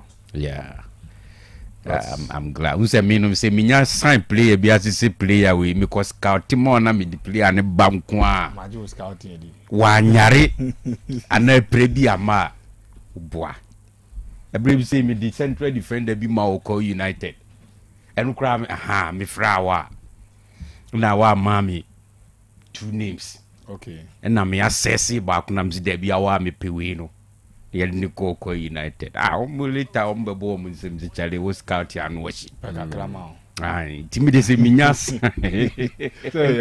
etina o say Jackson ya say Jackson dey say ni dey na normal change your Pedro o say change your Pedro fine ba bo ni bon dey Pedro ni bo share no no munyina na normal we say be ye the boy adwuma nka wo no nka wo be paper e boot ho amai Joao Pedro senior abeka wa bench Ganacho be the Jimmy Gettys money ho amoni we munyina be Kofi Labi senior that be a new mami o se nka ho na be pa boot no oh na se nka Jackson money Joao Pedro ni the lab money ade o be paper e boot senior my ba no sorry zedie na inkumu pepa Stephen Apia mubutu ho ansa na later omo inkumu kura de no omde na no hye enso om pepa ho enti I'm glad say boy ni shiny he's a very good player on to aso I hope say ni age ni so ye pa okay pacho has for me de me ni o ma anya adwen da say omuko Legon Stadium ho. Many of my adwin that, but at some point they were giving reasons why omufu say a hobeboa. So any issues now about between omoni managers of the facility no.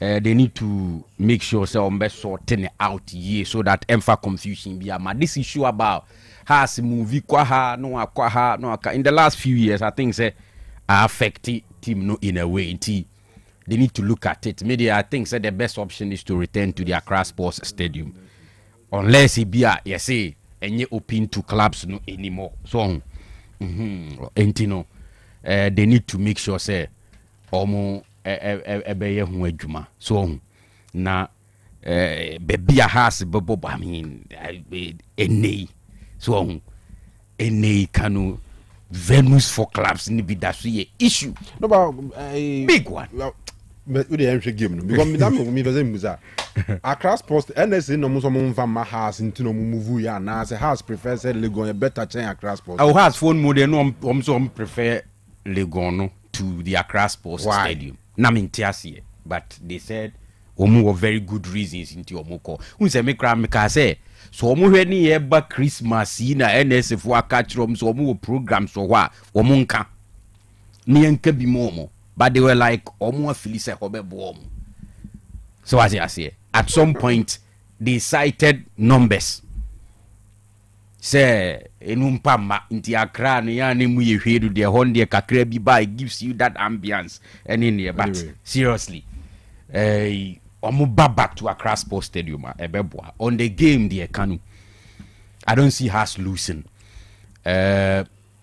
since the goalkeeping issue in there me sure say is obvious say Asare Ababak and he will once again be in the goalpost for Hearts of Oak and I think say it is best for club no and the player because so mukoya ni say we nsunim da te say de bia ya na esie na Asare chances of going to the World Cup no ebeko from pa so he's back into as usual I would say goalkeeping crowd there's no problem for Hasselhoff.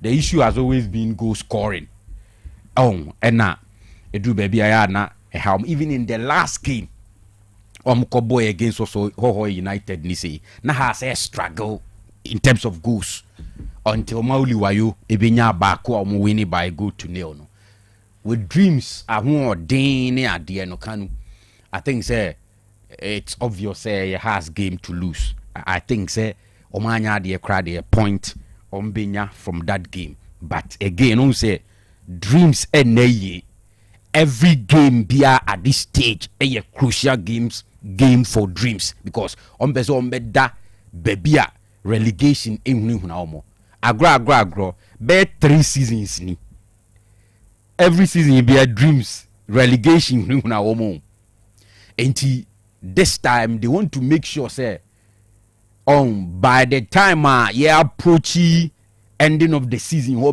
the year until they will put up a fight but I don't think so fighting be enough to overcome Hasselhoff until a point Anya who cried in that game I think Hassel pick it but can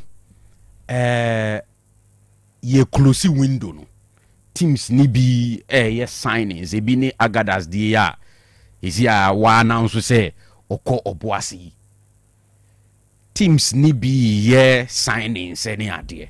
I understand say Kotoko mpeso obey too many signings or January window imu. So far say 2, right? 1 striker, 1 defensive midfielder. But even the striker almost here for the future, which means enye striker Kotoko ato ni say obe fix it problem misisia, especially in the second round for Kotoko. What that means then is say anti bibia kopim say yebeka tu mbaya eye Donzo Kwame Poku ena ebeko so lead the Kotoko attack because the young guy need to say for future. So but seriously Kanu, if you look through now share Kotoko team nim any baby was senka January omo pep player back we be shwa. I don't even think say a midfield worker nke ye nim ho straight. Nti I was shocked when that 21-year-old guy no sign any buy and koye say it is for the future and not now. I don't know maybe ana it is for the future but obey to me show something. I say any man me obey me use no so. But I was thinking say Kotoko be nyobi. So what you say to add up to the Morofin Donzo ne Kwame Poku de mo any mu hono. When it comes to the wings there, I believe Kotoko options or ba center forward no. Kwame Poku in recent times really on fire. Donzo yenim say it's not working. It is shocking to notice that Kotoko anshedam pe obia in that position. So that is the only issue me work with Kotoko signings no. So what that means is moving forward there was say coaches no making sure say wingers ni be will add goals to their plate say they be aye kananu ye hu inusa on the ball is very good ya kaye odru box numa na box nanimu ha obele pass ni ya nazo ono abebo biatum. Same thing applies to Pitami Dua Kwane Saka Dauda. Who said the game before Berekum Chelsea, the year witness here, the only goal muno, it was Saka who scored with a header after Sena Lord Amu man cross be. So that was against King Faisal, the FA Cup, yes. And it was the only goal making the difference. Inti Kotoko problem when it comes to goal scoring anywhere anymore honum. And I was thinking, say, Obibeba, I bet I'm more dear now who can idea. A very strange, but se kwan da ho a na Kotoko betimi anya 6 months. Say nkeye Kanu. Because I mean before so Obekon he was the only reliable player up front. Okoye no obi antre so bit watimi step in. Ti kwan da ho a pa menye sure say abet the end be realistic so. Enti nkafie na yetiti Shawa Timone Go Stars boy ikra ya na mi refini katakumi moni hade nka ba kubi etoma ebi anka be improve Kotoko attack no so now that omoma 3 matches ni 4 matches in same ebam nti I was thinking say ombe striker bi but ebi abibi betimi asi so between now and anadwi nti yenhwe all right sir Kanu Obuase na obviously yeah who say a team ye more ebeboa and what advice and my say assume ye gusu di team no juma fine said e be ya wo kofo obi offer say obi ba obi papa mo bi ase na wo de ni to kwan de na ekoba ne security ne say ne di na setena mu ye die nyina so no sa beto so ti ye boy ho modin bi ase they see or offense no e bi nsi biem sebi onyame mfasa am se besi mpo a enkoye de be te say ye negligence ye na ya anhwe ye hu so ye anhye ye hu so ye na bibi sa be kwa akosi ti ye bompae na pae na chin so ye hyehye niema around the team to make sure say ye nkosa situation ebiem ti oboasefo no ene obi bia odihie bi esi akama FC Ashanti Gold no nya rehemu se mpanyifo ye ntotoye se de be ya baby e be kwa kobo game bia se ye oboase krumu a se ye outside players no a safety there. You be put to premium on it. Near making sure say obia hon enka obia hon touch maybe. Now one thing that they identify is say Kofi one of the youngest teams that Division 1. Into who call venue be obi to me home born was na mo boy there any Division 1 for bo. Division 1 the who hear near ding who hear experience for kakra born him kurukure mun chesa bottom man no be. You see those comments now about around the Division 1. So we realize you need more leaders on the pitch to take responsibilities. And you know, yashimwa ye boni shim na yeguso ya anti ye meeting kakra and sisi amena okasai even players be okra omonya omo debut games for your club no. For example, bit say Ampem da Costa, formerly of Kotoko and Ash Gold, or no say Osei Akoto, were your last 2 games in Edia Mine. And then Albert Forsen, a centre back from Soccer Intellectuals. Yayen Tema in BBA, you say the weekend you can Soccer Intellectual and a babo ewo boase first league game about this season. Ya call Senya Breku. Ekofasa 1-0 no. And na brantia friend Benjamin Ewe Champon. Also on loan from Brekum Chelsea. Ono kwade ya yusu no ewo Asekem game na yekoboy no. Then Christopher Jikum attacking me for the last season no captain Asekem. The leaders na ye kan ho asem no. Baako eno no Asekem for captain for last season. And so I join Emmanuel Chibafo former vision for captain or former captain as a vision. He plays as an attacking midfielder, Otimibo as a central midfielder, and so I want to join your club no. And na Eric Osebunsu, Ebiabe Kaino, no a led back Ewunsu at my last team na no more Premier League as and on switch and now he's with us. I will see I can their mind. All Blacks for centre forward be.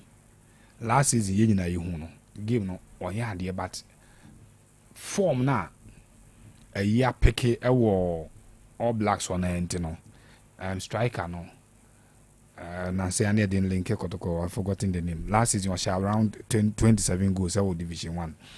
Apart from on form now a limited games Ernest Kojo for All Blacks.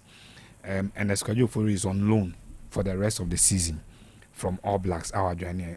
Roland Frempong, Waunipa, from Go Stars to Karela, is a black and yellow. We're joining FC Ashanti Gold. Okay. Confirmed, signed. Until who say was share Ash Gold JC, no one started to see Akanya Emmanuel. And then Godfred Boachi is a DM. I also a on loan from Adriana Stars. Adriana Stars, Godfred Boachi, midfielder DM. I join Issa Ibrahim. Left back on loan from Karela. And they say their competition they be with team numpa. Manuel Kofi Afiko. Mo Kumasi ya mo hwe mu games here inter games ni bi ne mo follow Division 1 no. On also was former captain for Park Academy. On also join FC Ashanti Gold. And na Kanu Victor Asamoah, a former player for Paris FC. From now Paris FC is in the League 1, France. On also adjoining club IFN FC Ashanti Gold. Until we players are on my joining Yusuf Junior, attacking me for that also from All Blacks also joining on loan. The Nyamiadom Kakakakra. Apart from the fact that ye mere team no, the competition so bebano and here because. The Roland effect, and of I say, yeah, many a couple of other players be. There were one winger be a friend of Tanko. You call Asekem. Arguably one of the best players from the Yenya side. And none against Kim Fraser. On your brace, it will give him one of those positive and healthy competitions that when you have quality players. Because new players are joining. No, so form no quality in Wasrono. Enyamfa omunya nwreti nukwana aboama the existing team nankasa na acha say improve Tanko enya brace against Kim Fraser e wo boase na no Sunday. Kanu, these are some of the players who are joining your club. My member club president Eric Opwanjimai Abaso. Na member Nana Barry Makufidua the first, that is John Swabwa for him. I friend Cassius Clay, Chadi Okumasi High School, and also Eddie Mutin Team Mine Pa Afe. Me I mean your penny friend Alaji Kunde. Kunde se me can just watch out. Alaji Kunde. Honestly, know this where the Mutin Team Mine, but a Jumani in Abesia, nice and there Manuel. I on the IT and then Osei administrator our club, you know. Registration, you come back in a deadline. We're making sure that most of the deals as they go through, no, it might go through. And the main channel na and Dana says on this day a year up and downs no system no koba I can confirm to you say every player be a maboni dibiano the registration it might go through on this deadline day obesi akan Ediama FC Ashanti go. Richard Boadu is black. Agadas. Yes, Agadas. Black and yellow. Obuase for no. Mube huno. Season. Hey, breaking news aba. Breaking news. Breaking news aba. Kofi why? Kofi. Obi. Here. Ade ane kan ya me kan newsroom on so. Breaking news about. Asante Kotoko SC is pleased to announce the return of forward Albert Amwa on loan from Ali Benghazi. Fantastic. Welcome back, Albert. 5 minutes ago. The Kotoko for now, Shim. Kotoko for now, Shim. Official Kotoko account now post. Okay, that's fine. That's fine. Albert Amwa, back. Okay. Z. Albert Amwa. We are hoping for positive return for Kotoko. But when him say Kotoko fans and also hope on Benyano. Say cause I the more. I'm sure some Messi League now there will be more fire towards the management for that transfer now omoye, you know. Imagine Albert by your starters or say hit the ground running no share goose, no. At the Makotoko said from last season. Any first part of the season no kakra no obo de makoto kwansana okono se sa hope no eba na ono nso replicate the form no the free akwa na I'm sure some more fingers will be pointed at Nana Penkra and then the management no for allowing him to leave makoto chances of winning the league no ebe to say mirage bisa kotoko 3 outstanding games go your bonation in a baby son will be a 1 could lead 4 points. No aboba kuna draw. Oh, ye she 2 na kana e be lead by 1 point. No abo, then so I draw. Oh, okay, in your last win a bit mark that second, number second, ya won na bono asa akwa Jen 70. I'm sure. Say Kotoko for the door empire on Babon say, I bet I'm ababaki. M1 pija or more form. No. E pijan so the same thing na or more worship for no. Maybe omo weapon omo de be sign asechere omo sin akai bia nsem menye nsem de e de ache management so ma kwan e ma sa place. All right, sir, Evans here. I mean admo chena ba beto so jawusu a de ozo kasa kakra na enra de na ma so ntiem fancy ya sene e do bia se chena e be hia